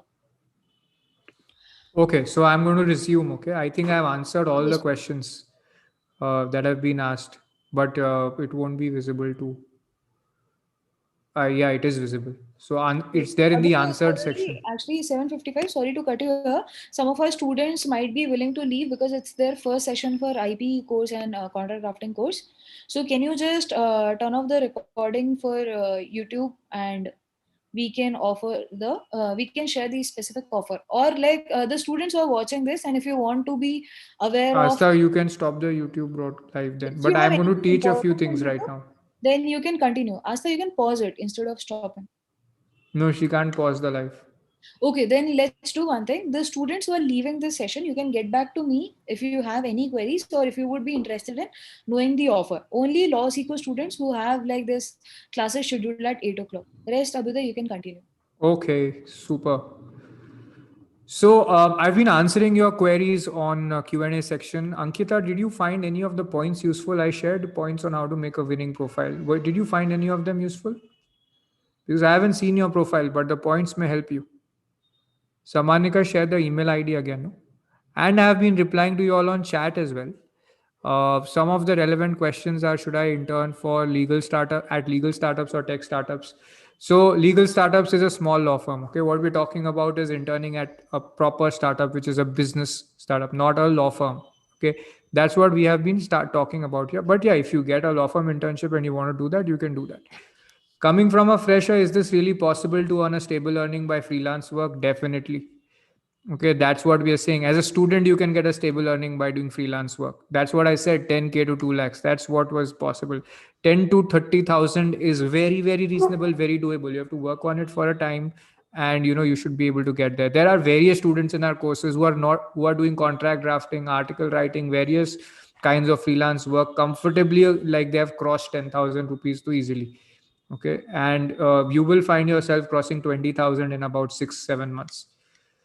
So, what do you need to get started? You need a profile, you need outreach, which you can do on LinkedIn, you can do on Fiverr, you can do on Upwork. You must understand the pain point. For this, knowledge is very important, advanced knowledge, because if you say I can do your contract, that's no pain point. Then people will say, no, do it for as low as possible. You want to say how you'll solve their problem, because then they will say that, okay, you are talking differently, you're talking in my interest as compared to others, so I'm going to be willing to pay you. You need your first client who's going to be willing to give you work, otherwise it's not going to work out. You need a track record to get your first client ideally, or your first, or for your subsequent clients, right? You need some kind of a track record. For your first client, you will not have any track record. Okay, so you will just have to have that leap of faith from the first client, and that commitment in your eyes or your communication that you're going to do it. But yeah, for repeat work, track record, testimonials is going to be important. So your profile and your proposal, all of that is going to go in your profile and the specific proposal that you send. Profile is general, which everybody sees online, and proposal is what you specifically say you will do. Now the thing is that a steady stream of online content that you keep pushing out can really help you. How can you do that? You can write articles on contracts, on the pain points, so that when you send your proposal, you can add in links to relevant articles that you have written. Like what we do in our webinars a lot of times is that we will share links of earlier webinars that we did on a specific point. Okay, now in your proposal, if you are applying, you're writing for a media and entertainment contract, you share links to 5 articles and maybe 5 6 drafts that show that you explain that you understand the pain point. That's going to work. When you apply for a technology contract ka freelance opportunity, at that time you show that I have done this work, so you keep changing it. Okay, that's going to be the secret sauce. It's possible to write about contracts, it's possible to publish articles online, and we've seen that it takes a lot of time for people to do this. So we have a training system to help students to be able to write that. For anybody who's not got experience in that, it is doable, very much possible. You can always reach out to us for help if you need. Okay, usually it takes about 2 3 months to learn this, for the to write your first article maximum. After that, you will be publishing articles rapidly. Okay, but if you don't take assistance at the right time, then people end up losing years, and then they regret having not learned this skill. Then you must post on your LinkedIn profile frequently about these things. Okay, and then you must interact and engage with people who comment on it. Okay, so post about contracts, post about different kinds of industry problems, important news around, let's say, media and entertainment sector, and how that's going to impact different deals. Okay, that's what you want to do. In Upwork, what will happen is, as you learn services which are required again and again, like terms of service, privacy policy, user agreements are repetitively required. You can create a project, you can list it on your profile. Okay. Now this is how Upwork will show you different proposals at different states. Okay. Then there are students who've, Acha, this is for jobs and all, but there are students in our courses who've done. I'll show you their testimonials also in a bit, who've basically benefited and been able to get successful jobs and internships. Asta, I'll show that later. Okay. So I'm going to, for anybody who wants to look at how contract drafting will help you get jobs, I will show you these later. Okay, there are 3 students from our courses. I want to specifically share about them who've been performing, 3 or 4 students who've been performing freelancing work. Okay, Shreya Mehta, contract drafting internship with a Dubai-based lawyer, stipend of 3,000. Mohit Garg performing in the contract drafting course, helping startups with drafting employment agreement, posh policies. So look at all these agreements. Everybody who has a doubt, this is happening. People do this. Arjun Mohandas, he's now working with us in our team, but in 4th year, he has helped startups with privacy policies, vendor agreement, software development agreement. Shravan Belser in 4th year of GNLU, he's studying the diploma in contract drafting, where he's helped startups draft terms of service. He's got clients from Instagram also. He's done a webinar with me on that, and he's got clients from these Upwork and all these platforms. Okay, privacy policy for a Singaporean startup. Indian student got this. MOU for social media marketing. So he's got this kind of work. Okay, he likes to personally file income tax returns for people, and so he gets that work also. Gautam Mishra, 2nd year of RML NLU. Okay, help digital marketing startup with drafting of contracts like management agreements. So this is very real. Okay, several students are doing this. Recently, one of our students got shared this message with us that she got her first client on Fiverr for $50 for one day's work. She said arbitrage is working. Okay, and she said that she quoted very, very low. She wasn't sure, but she knew $100 would fly to. Okay, and I said that you can set an income goal. Okay, and she also said that Yash in the team helped her. Yash is a course anchor, works on content, and she took our all access course called Master Access. But point is that she got $50 for about 3 to 4 hours ka job, and she said that I can do this, I can charge $100 in future. Okay, another student today messaged me. He is currently studying like a very small course right now with us, but he's not taken up law yet. He's a BCA student. Okay, but he has attended our sessions on freelancing and started working with freelance institutes. For 7 months he's been freelancing and earning 15K per month through helping CLAD institutes for current affairs, mocks, and monthly compendiums. Okay, so freelancing is real, guys. It's not going to it's not going away. It's there to stay, and you can tap into it, make a credibility. Okay, now next thing is that can you use LinkedIn?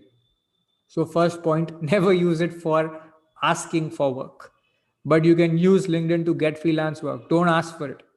Don't have a job seeker profile. Don't say exploring opportunities. You can say you're solving a problem for X kind of people. Okay, so solving technology related legal problems for entrepreneurs, you can say that. Don't say looking for opportunities for freelance work. Don't say looking for jobs. Don't say open to work. Keep posting great content every day once for 3 months. I've had people posting once a week or twice a week for 3 months and get clients, but I'm saying do it for once a day for 3 months. To be able to do this, you need a volume of immersion learning. You need a lot of information. You need to be able to process it, and you need to write something that makes sense. It can't be nonsense, and it can't be something that's academic. So you must be keeping on posting that for 3 months, once every day. And you should also know how to serve clients, because if you do a lot of hard work, by chance you get a client and you mess it up, you've suffered a big setback for a few months. So by the time you get your first client, you want to be prepared. So your preparation and your LinkedIn posting goes hand in hand. Whatever you're learning, you're going to be posting about, and that's going to lead to incoming requests. When you get incoming requests, you can always work for free initially to build your track record. You can even start charging later. Okay, post for 3 months on a pain point. You must understand it really well, otherwise it will not connect with your audience. Okay. And you must also know what services to provide to solve it. If you talk about a pain point, but you don't know how to solve it, then how will you help somebody? Right? When you receive incoming requests, again, set up a call, understand the issues, and map out the solution on that call. Explain how you will solve the problem. This could be over 2 or 3 calls also. Give a quote, okay, or give a roadmap at least. What's a roadmap? Step by step, this is what I'll do, this is how I will solve your problem. Mention your track record if any, and your testimonials if any. If not, no problem. Perform some part of the work for free. If you don't have a track record, you can perform free work for a month, or say 40 hours or 20 hours, but it should be something which is hands down a winning proposition for the other side. 3 hours or 5 hours of work when you're a fresher will be like, no use. But 40 hours is something someone will say, okay, I can try that out. If you're going to do that, if the client is happy, take an advance for the balance work. By the way, many clients will give you way more work when you're done with 15 or 18 hours, and they'll be like, okay, give me a quote. Okay, because they'll want to pay you. So this is how to get work on LinkedIn. Okay, if the client is happy, take advance for the balance work. What do you have to learn before you can offer freelance services around contract drafting? You must know how to draft contract drafting contracts, right? At least 20, 30 contracts. I can list them down also, and I can show you from a reference to the course. You must know co-founders agreements, MOA, memorandum of association, articles of association, shareholders agreements, license agreements, various technology agreements, media agreements. Then there are partnership agreements, LLP agreements, distribution agreements, franchisee agreements, uh, executive employment agreements. The list goes up. Like, we focus on teaching 100 different contracts because we don't want there to be any situation where somebody says, I need a contract, and you can't draft it. There are more than 100 types of contracts in reality, but if you know 100, you will know enough on how to make new kinds of contracts. Okay, like services agreements, master services agreements, software development agreements, all of that. This work is the gateway to corporate law firm jobs.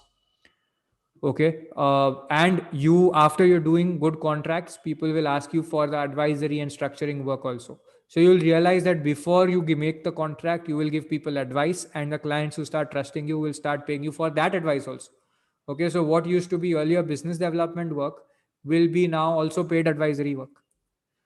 How should you price your services as a freelancer? This is going to be based on, how much leverage you have, how much track record you have, what is the complexity of the work, how rare is the work, okay, and how much time it's going to take. Time is never an absolute factor.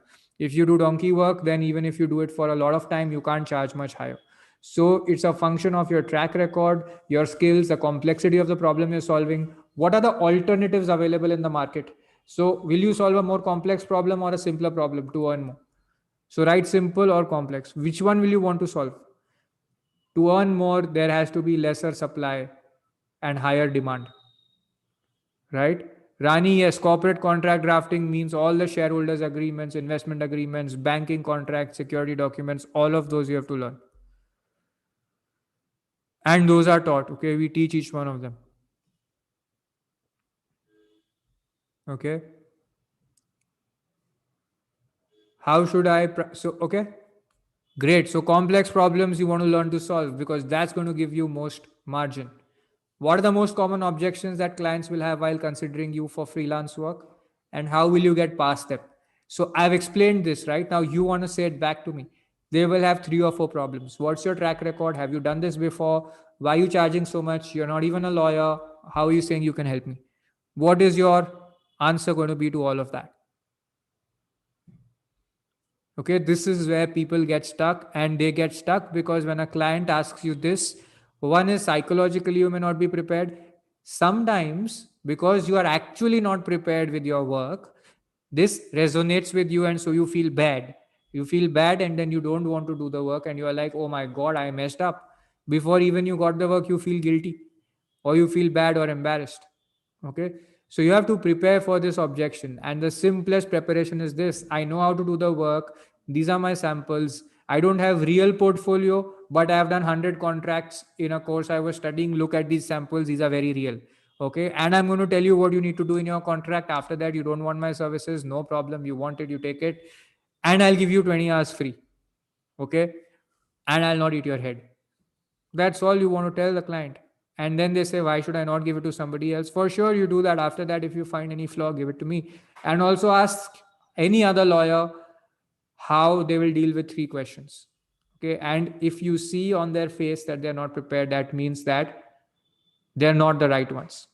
Okay. And then you will come back to me because I gave you the questions. Simple. This is the only way to get past the objections. Some free work, some work samples, if not real, then mock samples, and then telling the client that this is how I'll solve your problem. And then also telling him if you want to go to somebody else, check for ABCD. Okay. Did you all get this?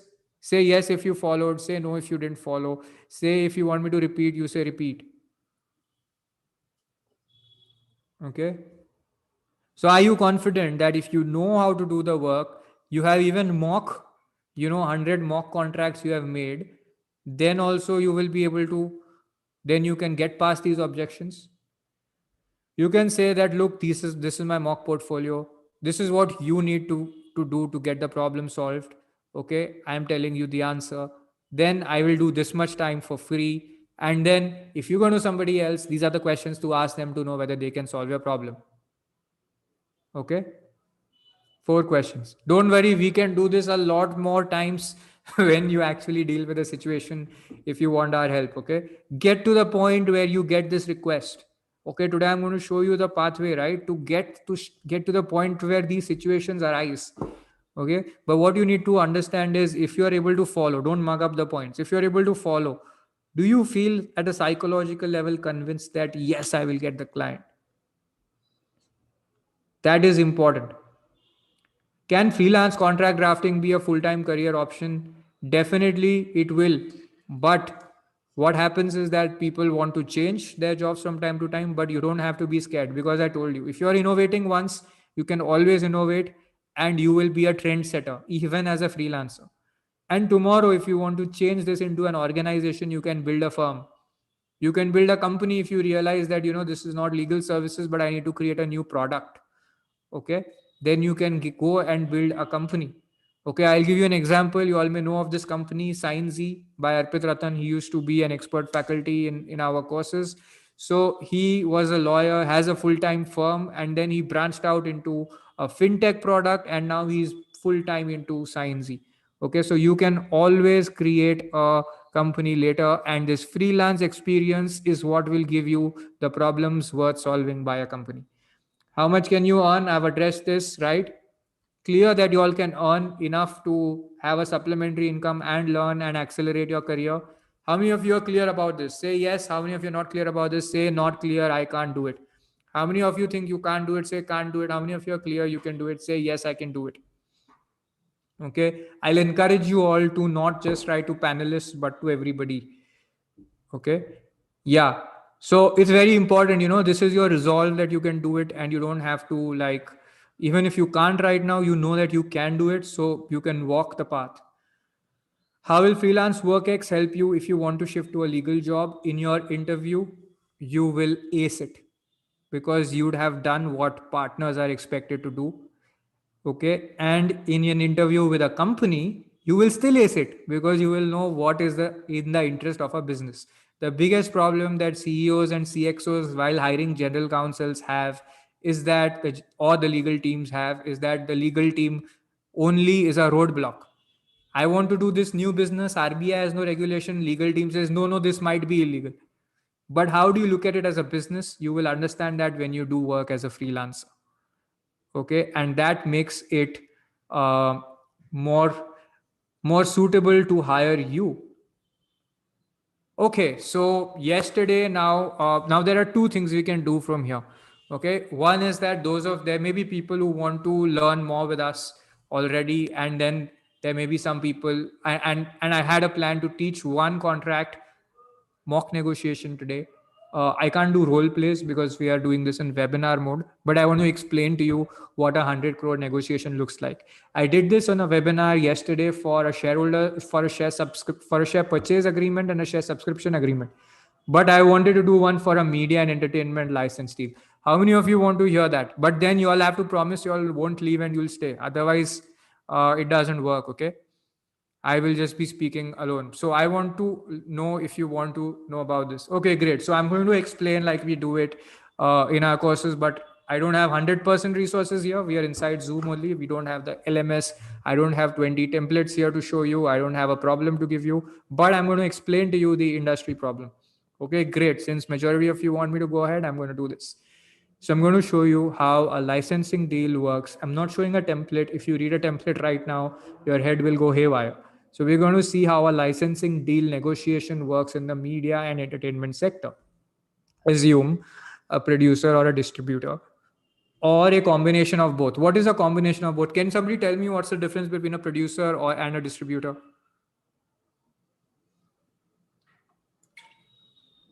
Producer gets the movie made, distributor may be distributing it, selling it, licensing it out to others.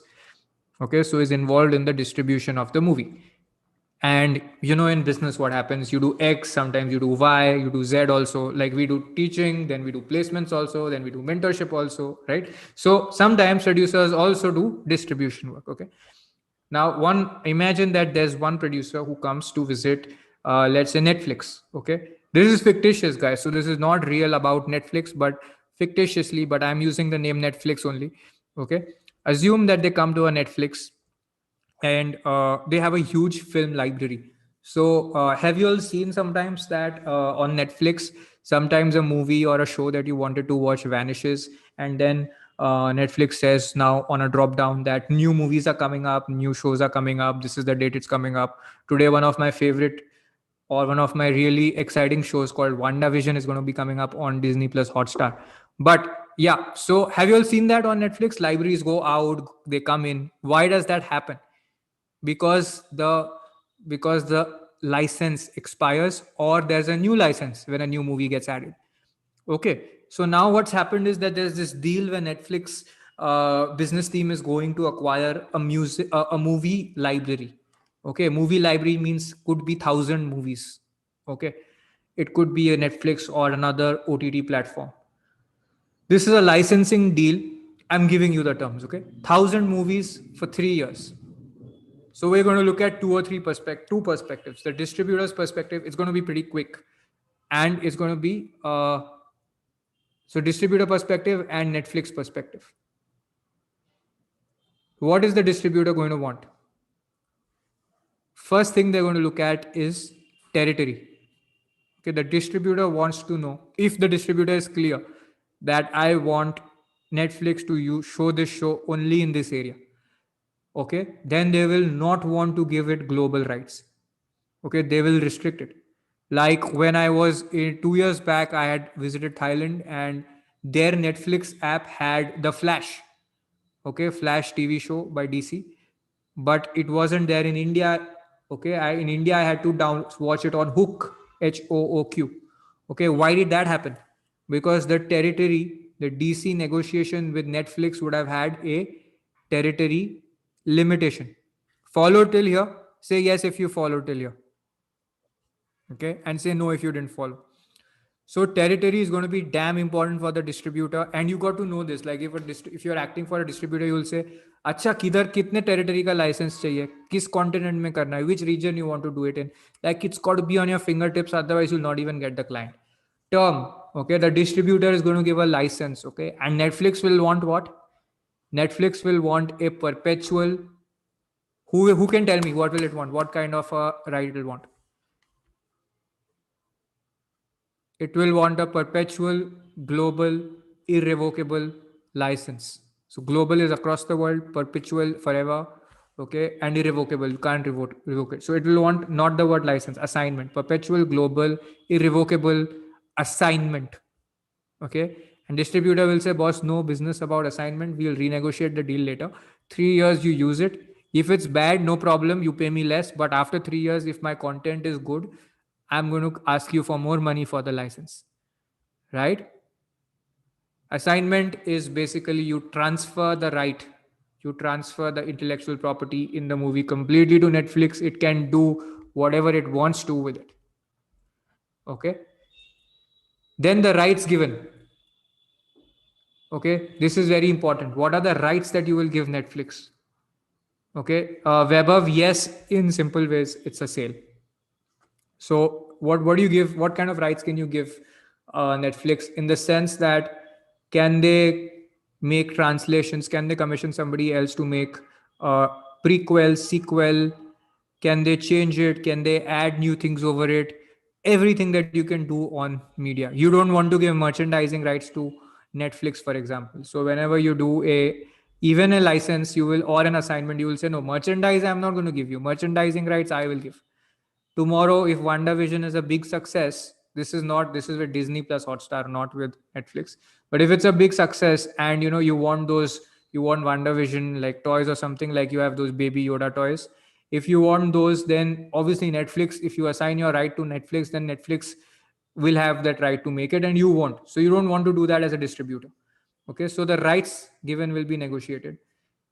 The channels through which Netflix will distribute will be negotiated. Today, you know that it is an OTT app, but what prevents them from starting a TV channel and doing satellite distribution tomorrow? Nothing. Okay. Censorship, Jishnu Tosh, is not under the rights given. Okay. So, channel means tomorrow Netflix starts a different channel. Okay. Maybe they start their own YouTube channel where they start putting everything up, or they start putting trailers up, or they start their satellite TV. Okay, that stuff is going to be regulated by contract before it has even arisen. When I was first talking to somebody who's done this work at a major production house for 10 years, I was like, okay, but Netflix is only an OTT. But she said, yeah, but they'll do everything tomorrow. And the media and entertainment space is like, it's not insider information. She said they could do anything and everything tomorrow. And that's the thing. The space is evolving so fast that new things keep happening here. Okay. Weber, yeah, that question. Netflix can further assign the songs to Spotify only if the initial distribution is allowing that to happen. Only then it can do it. Okay, and a distributor will say, no, music rights I will separately give deal with. Okay, only movie and music, the music and the movie together only will go. Nothing will get separated. Exclusivity versus next non-exclusivity. Will this film library be available elsewhere, or is it going to be exclusive to Netflix? Today, that TV show The Scam is only there on Sony Live. It's not there on other platforms, right? Yet there are movies which are there in in multiple TV OTT apps. Okay, why? Because that was a non-exclusive collection that was taken. Okay, but an exclusive right means that only one app can show it. Distributor is going to be very mindful of it. Why? Because for distributor, every license gets the distributor money. If I'm on Netflix and then I go to a smaller OTT, I can charge more money from that smaller OTT. A lot of things can happen. Second level review. What is the method of, again, more details on what is the method of exploitation by the distributor? Or sorry, by something like a Netflix. Can they, what if tomorrow they decide to make like a phone? What if they start to make, like Amazon makes those Echo devices? So what if they give a hardware also together? Will that be okay? Netflix can make a ton of money with that. Will the distributor get a revenue on that? So the distributor will want to control it or at least get economic benefits from that. So, like, check this out. With an Airtel internet connection or with Jio, you get one of these subscriptions free for X period. These are called bundling deals. So, when I said kind of rights that you're giving, will bundling be allowed or not? Are they permitted or not? Will there be a quality criterion? Sometimes there's a reputation issue that a distributor will have in the bundling. So, they'll say, no, you can't do this. Okay. Every time the movie plays, there could be conditions like this, that it should play on the app. No syndication of rights. Syndication means that Netflix could give it to a TV channel or a sub deal with another app in, say, Africa. Okay. Correct, web of the spoof part that will be controlled by the licensing contract. Restriction from future media, only internet rights and no other means. So, guys, are you seeing that I'm just talking about the content that will go in the negotiation? This is not the draft contract will happen next. Okay, but this needs to be understood and you should have some drafting skills, because based on answers you get to this, if I say yes, if I say no, you should be able to put it in the contract. Agreed? Standard agreements by Netflix would say that all modes of exploitation in all territory would be permitted. It's in Netflix's interest to do so in all big contracts, that's how it works, including launch of new modes. Tomorrow, if Netflix comes up with an Amazon Echo type device with an embedded Netflix movie, this thing, who's to say that this won't happen? Only if it was restricted by contract, then Netflix can't use it in that mode. How does a big distributor get this leverage? Based on two things, okay? Distributor meaning not Netflix, the other party. Based on the kind of content and the size of the catalog, okay? Based on the watch time. If you're acting as an in-house counsel for Netflix, what are you going to do? Yeah, Chetan, I mentioned so many intricacies, but what if you could deal with those?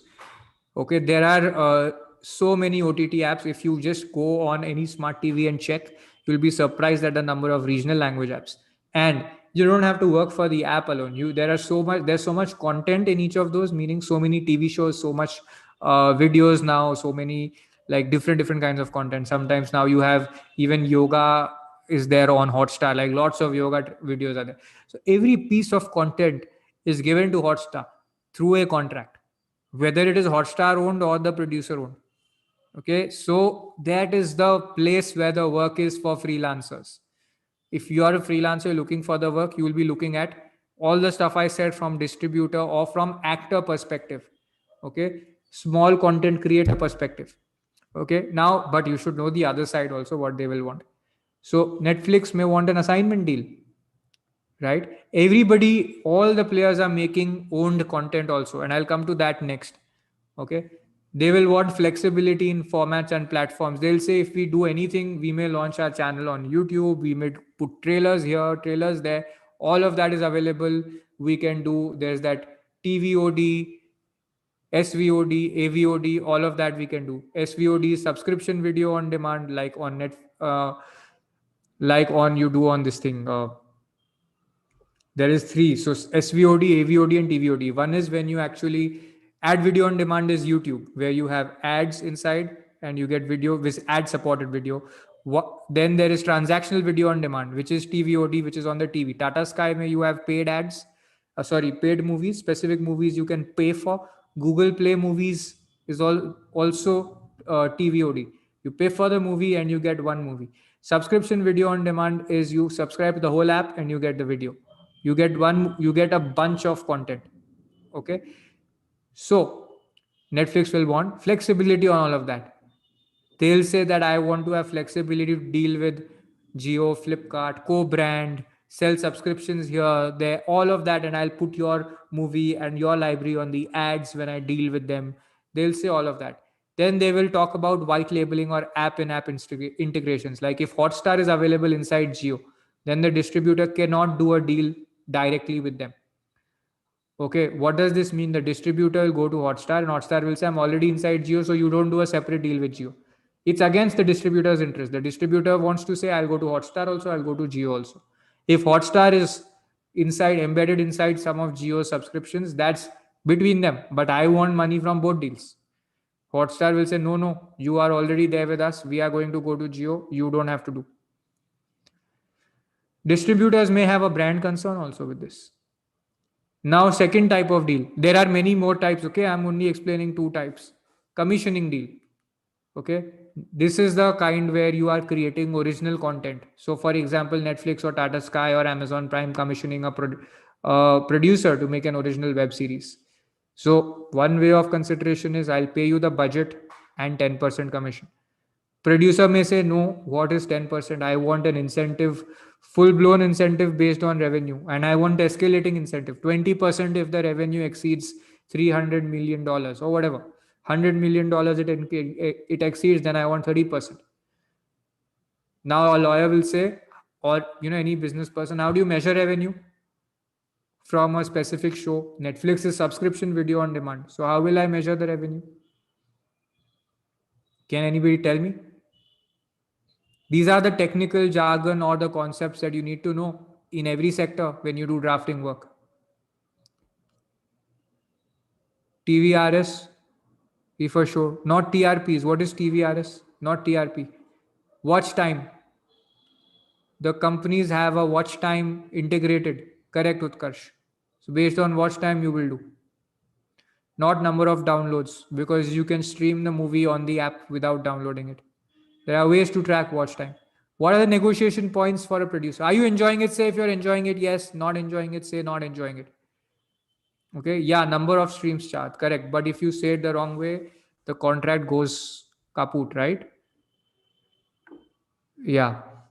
Producer can bargain to reserve derivative rights. So I was one day watching Transformers, and which is that Bumblebee is a transformer. I don't know if you all have watched it, but so in a lot of movies, Transformers, or you can see Captain Marvel. Sometimes the prequel comes and then the next one comes. Sorry, sometimes the movie is there, then they may launch a sequel or they may make a prequel. Now, when Netflix is commissioning work, they will say that, this is like an employment contract. We are giving you the money upfront. So we have the rights to do whatever we want now or in future. Okay.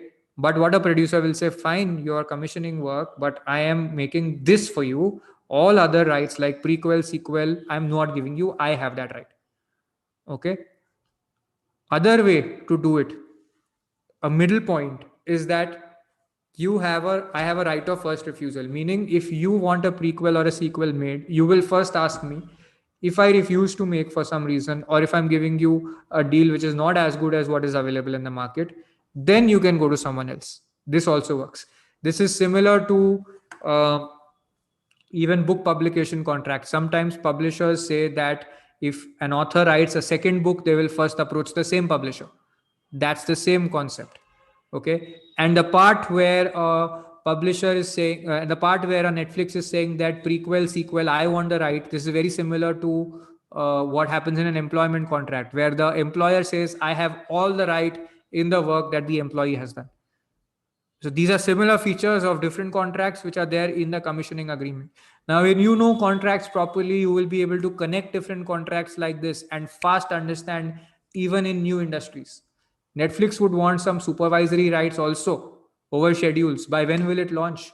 Who's the cast? No, I don't want this cast. I want that. So Netflix will not actively do this, but they'll say, okay, this is okay, this is not okay. Okay, we want these people at least. Can you include them? Because we are producing it. We are paying you the budget. Right to fire someone in exceptional cases may be needed. They may want final approval rights on scripts and creatives.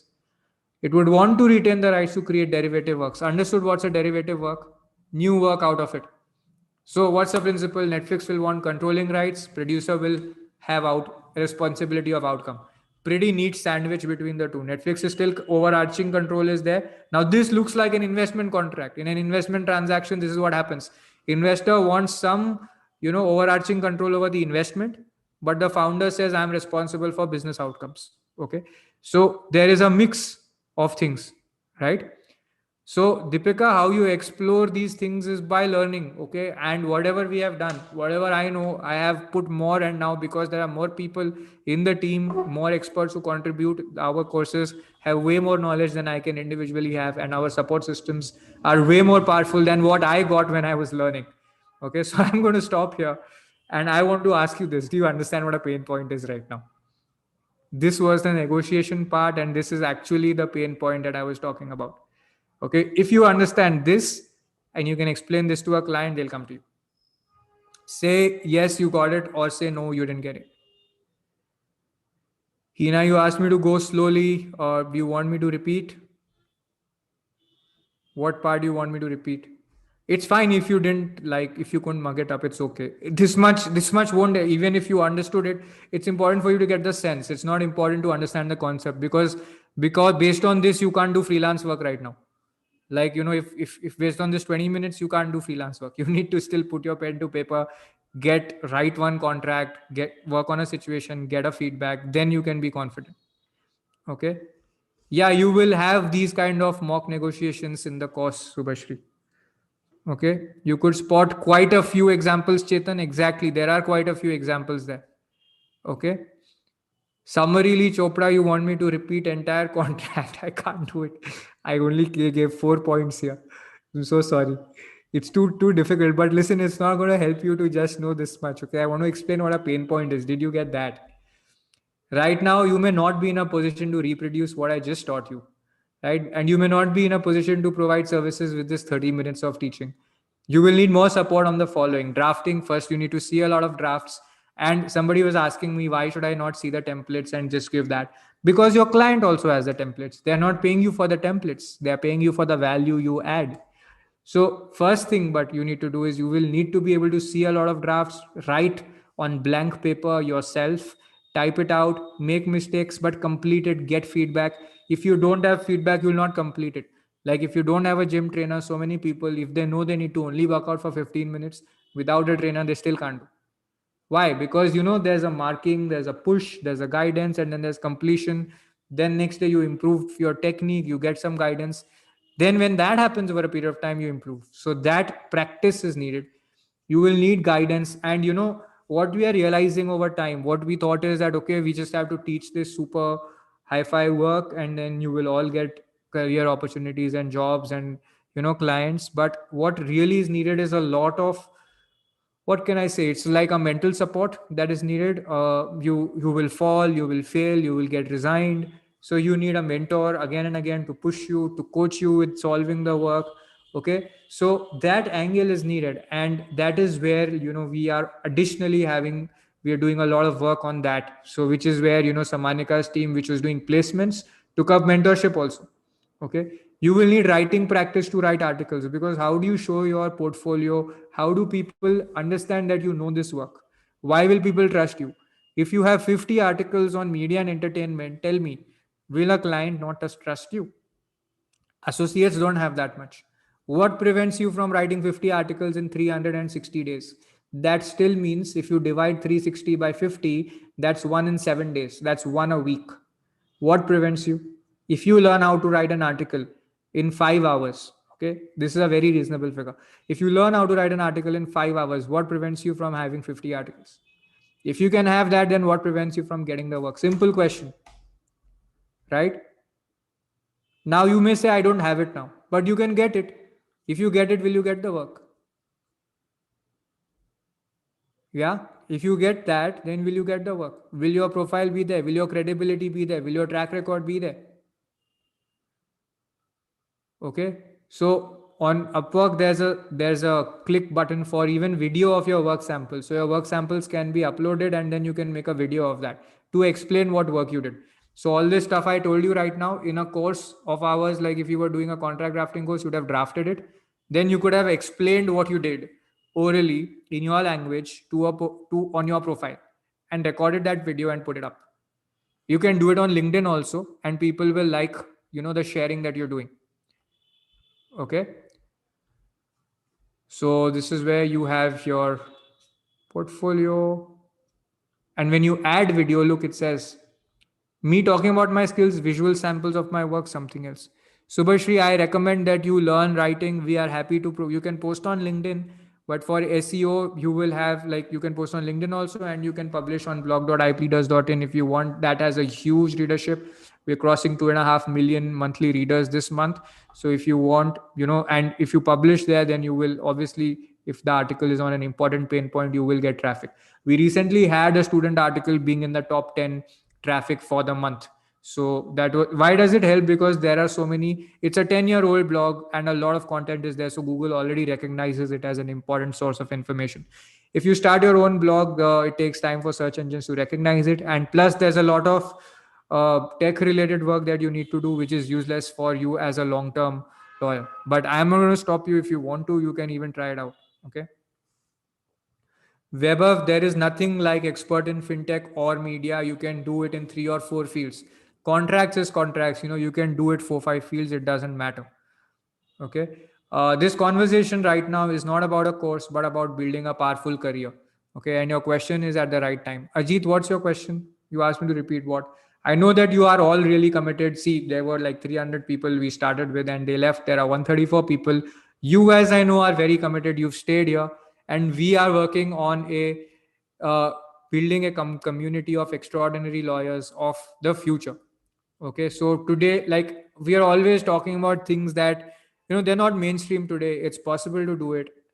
10,000 people haven't done it. 10,000 Indian lawyers haven't cracked this. We're talking of new stuff, things that have not been done before, and you are very committed. You've shown your interest, and you've been here listening patiently for literally for 2.5 almost 3 hours, right? Now we want to build a safe place. So apart from the learning part, which I was talking about, we want to build a safe place where people can belong, where people can discuss their learning, share challenges, professional challenges, seek guidance, and a place where people support each other when they're in distress, when they're struggling. And we've had, Samanika had once shared screenshots of people who said, there was a person who was laid off during the lockdown, and then after 5 months after joining the course on contract drafting, she got a job back at the previous salary at which she was getting, and she was super excited. This job was in an area of work she wanted to do, which was on contracts. So she was super excited, and she had shared a screenshot which said, I got the job, I got the job, I got the job. So our goal is now increasingly shifted. So we saw that where we served people, like, to that level, it was people were just so delighted. And we want to build that kind of a place so that lawyers can succeed collectively. Okay, a place where people are pushing each other to perform with support. Okay, not like beating you and saying that, what a loser you are, you're not doing that. That happens, right? So a place where people push you to perform to higher standards and support you on the process. We started with teaching law, and we gave our students more knowledge and skills than others in the market. We are continuing to do that, and we are also working on the next level. We try to bring the most advanced knowledge to them. Okay, but what more is needed? We are still like, the biryani, we are giving you rice literally. Okay, and over and above that, we are adding some ingredients of biryani to it, like the spices, the flavors, the taste. How is that coming? Through various aspects: placement, mentorship, new kinds of support. We have a trained psychologist who calls our students every month to support them with their life goals and career goals, and see what is motivating them, what is not, and coach them. So we are going into these directions so that we can support in holistic development of somebody as a lawyer. So we are working on giving students an environment where they can feel that they belong, where they can come back to share professional challenges. Many people ask questions which is outside the scope of what they are currently studying, because they have received that query from a client or at work. Okay, which fosters and creates lifelong relationships. That's the reason, like, people come back, completed the course 3 years back, say that, okay, I want to discuss something with you, how can we do that? And we are available because we are creating that kind of community. The world will give you challenges, they'll give you feedback, rewards, carrot and stick. You do this, you get a reward. You don't do this, you get a stick. No, we don't want that. We want you to be groomed in a safe, nurturing way. Okay, we'll give you a lot more. We're working on making Lawsico further, like taking to the next level, a place that inspires you to learn, to explore your best selves, to believe you have a higher purpose than merely trying to earn money. And which is why in freelancing, money wasn't the center stone. What you learn in the process and how you can build your career and how you can have your purpose served is the cornerstone there. Okay, so it's not about just earning money, landing jobs, or getting recognition. We're working on how we can fulfill the need for belongingness, togetherness, your self confidence, self esteem. Okay, so that you are free to creatively do work like an inner artist would do. Okay, like, you unleash the inner artist inside you, the entrepreneur inside you, the explorer inside you. Because all of we've seen how the legal system, the gaps that are there where it's not working, and it requires people to think like artists, to think like entrepreneurs and explorers, and go on adventurous paths. If you look in the market, I'll tell you something. Okay, we decided we'll teach 100 contracts, but when we went and looked out for faculty, we saw that some people specialize in shareholder agreements, some people specialize in banking contracts, a separate set of people specialize in technology contracts. But we said, why can't a lawyer know all of these contracts? What is so hard about it? Okay, so we have 8 different guest faculty taking whole sections of the course with our internal team in the session. Okay, because different people have that expertise. But when you go through one whole year and you learn about it, then what happens is that you are somebody who knows contracts across industries, which even your senior won't know. And that is what impresses people. Okay, and it also enables you to do work on a different model than what existing lawyers and law firms do. How does that help you? That enables you to find new ways to solve challenges for clients, because you can see how fintech will work with banking finance, how it will work with corporate. So you can do a lot of new things, and I want to invite you to be a part of this journey. Okay, and if you want to learn how to draft 100 different contracts across multiple industries, then I can assure you that you'll find a diploma in advanced contract drafting, negotiation, and dispute resolution to be highly beneficial. It's a 1 year course. You have access for 3 years to the course materials. You'll get all the important materials in hard copy also. There are 3 sessions every week. You're briefed in one, there's a feedback, and there's a mentoring. What I did right now was like 25% of a briefing session. Okay, in the remaining briefing session, you are explained more about the deal that I was talking about. You're shown a real template, you're shown the exercise, you're shown the study material that you have to read to perform it. Okay, and then you're made to like practice a little so that you can get started with it. In the feedback session, you're given feedback on the assignment you were doing. Okay, and there are, from time to time, you may be strong with some set of contracts and weak with others. So when you're being, so you will need mentoring further. So we have 3 structured sessions every week. In the mentoring session, basically, if you're struggling or you want additional doubts to be cleared, you can come there and attend. Okay, all these happen in the after work hours or on Sundays. Okay, so you can comfortably attend.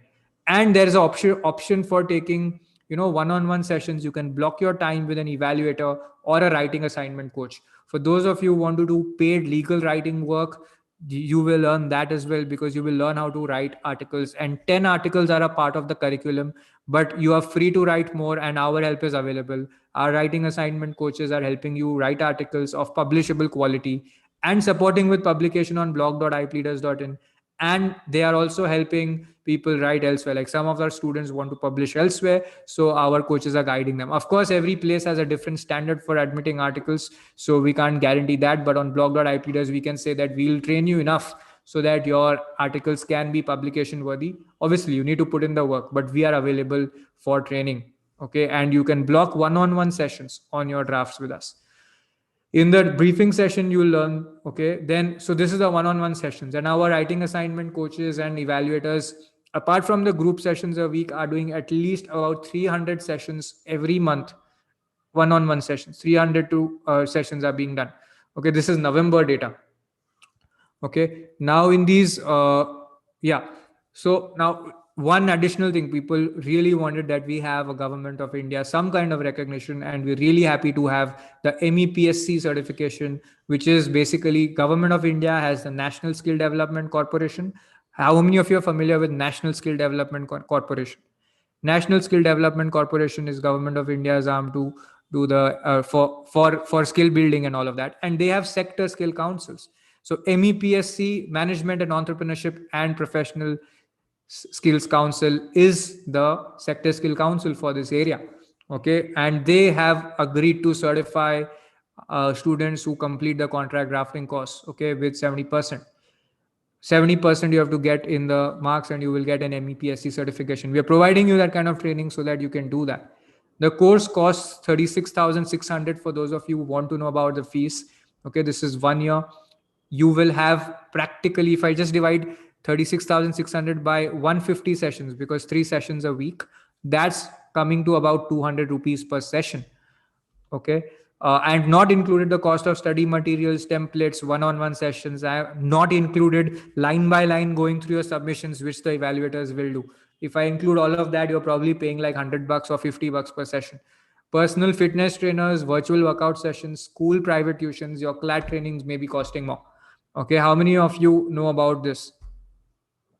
Okay, let me know. You know, right, that your fitness trainings, all of that, personal trainings, even on Zoom, cost more. So how much do tuition teachers in your city charge? Just like out of curiosity, you would know that, right? You would have, if you took 10th standard tuitions, in 8th standard I had a maths tutor who used to charge like $400 or something. Yeah, we will stop going live now because I have something special to share only with you. So Asta, can you stop going live?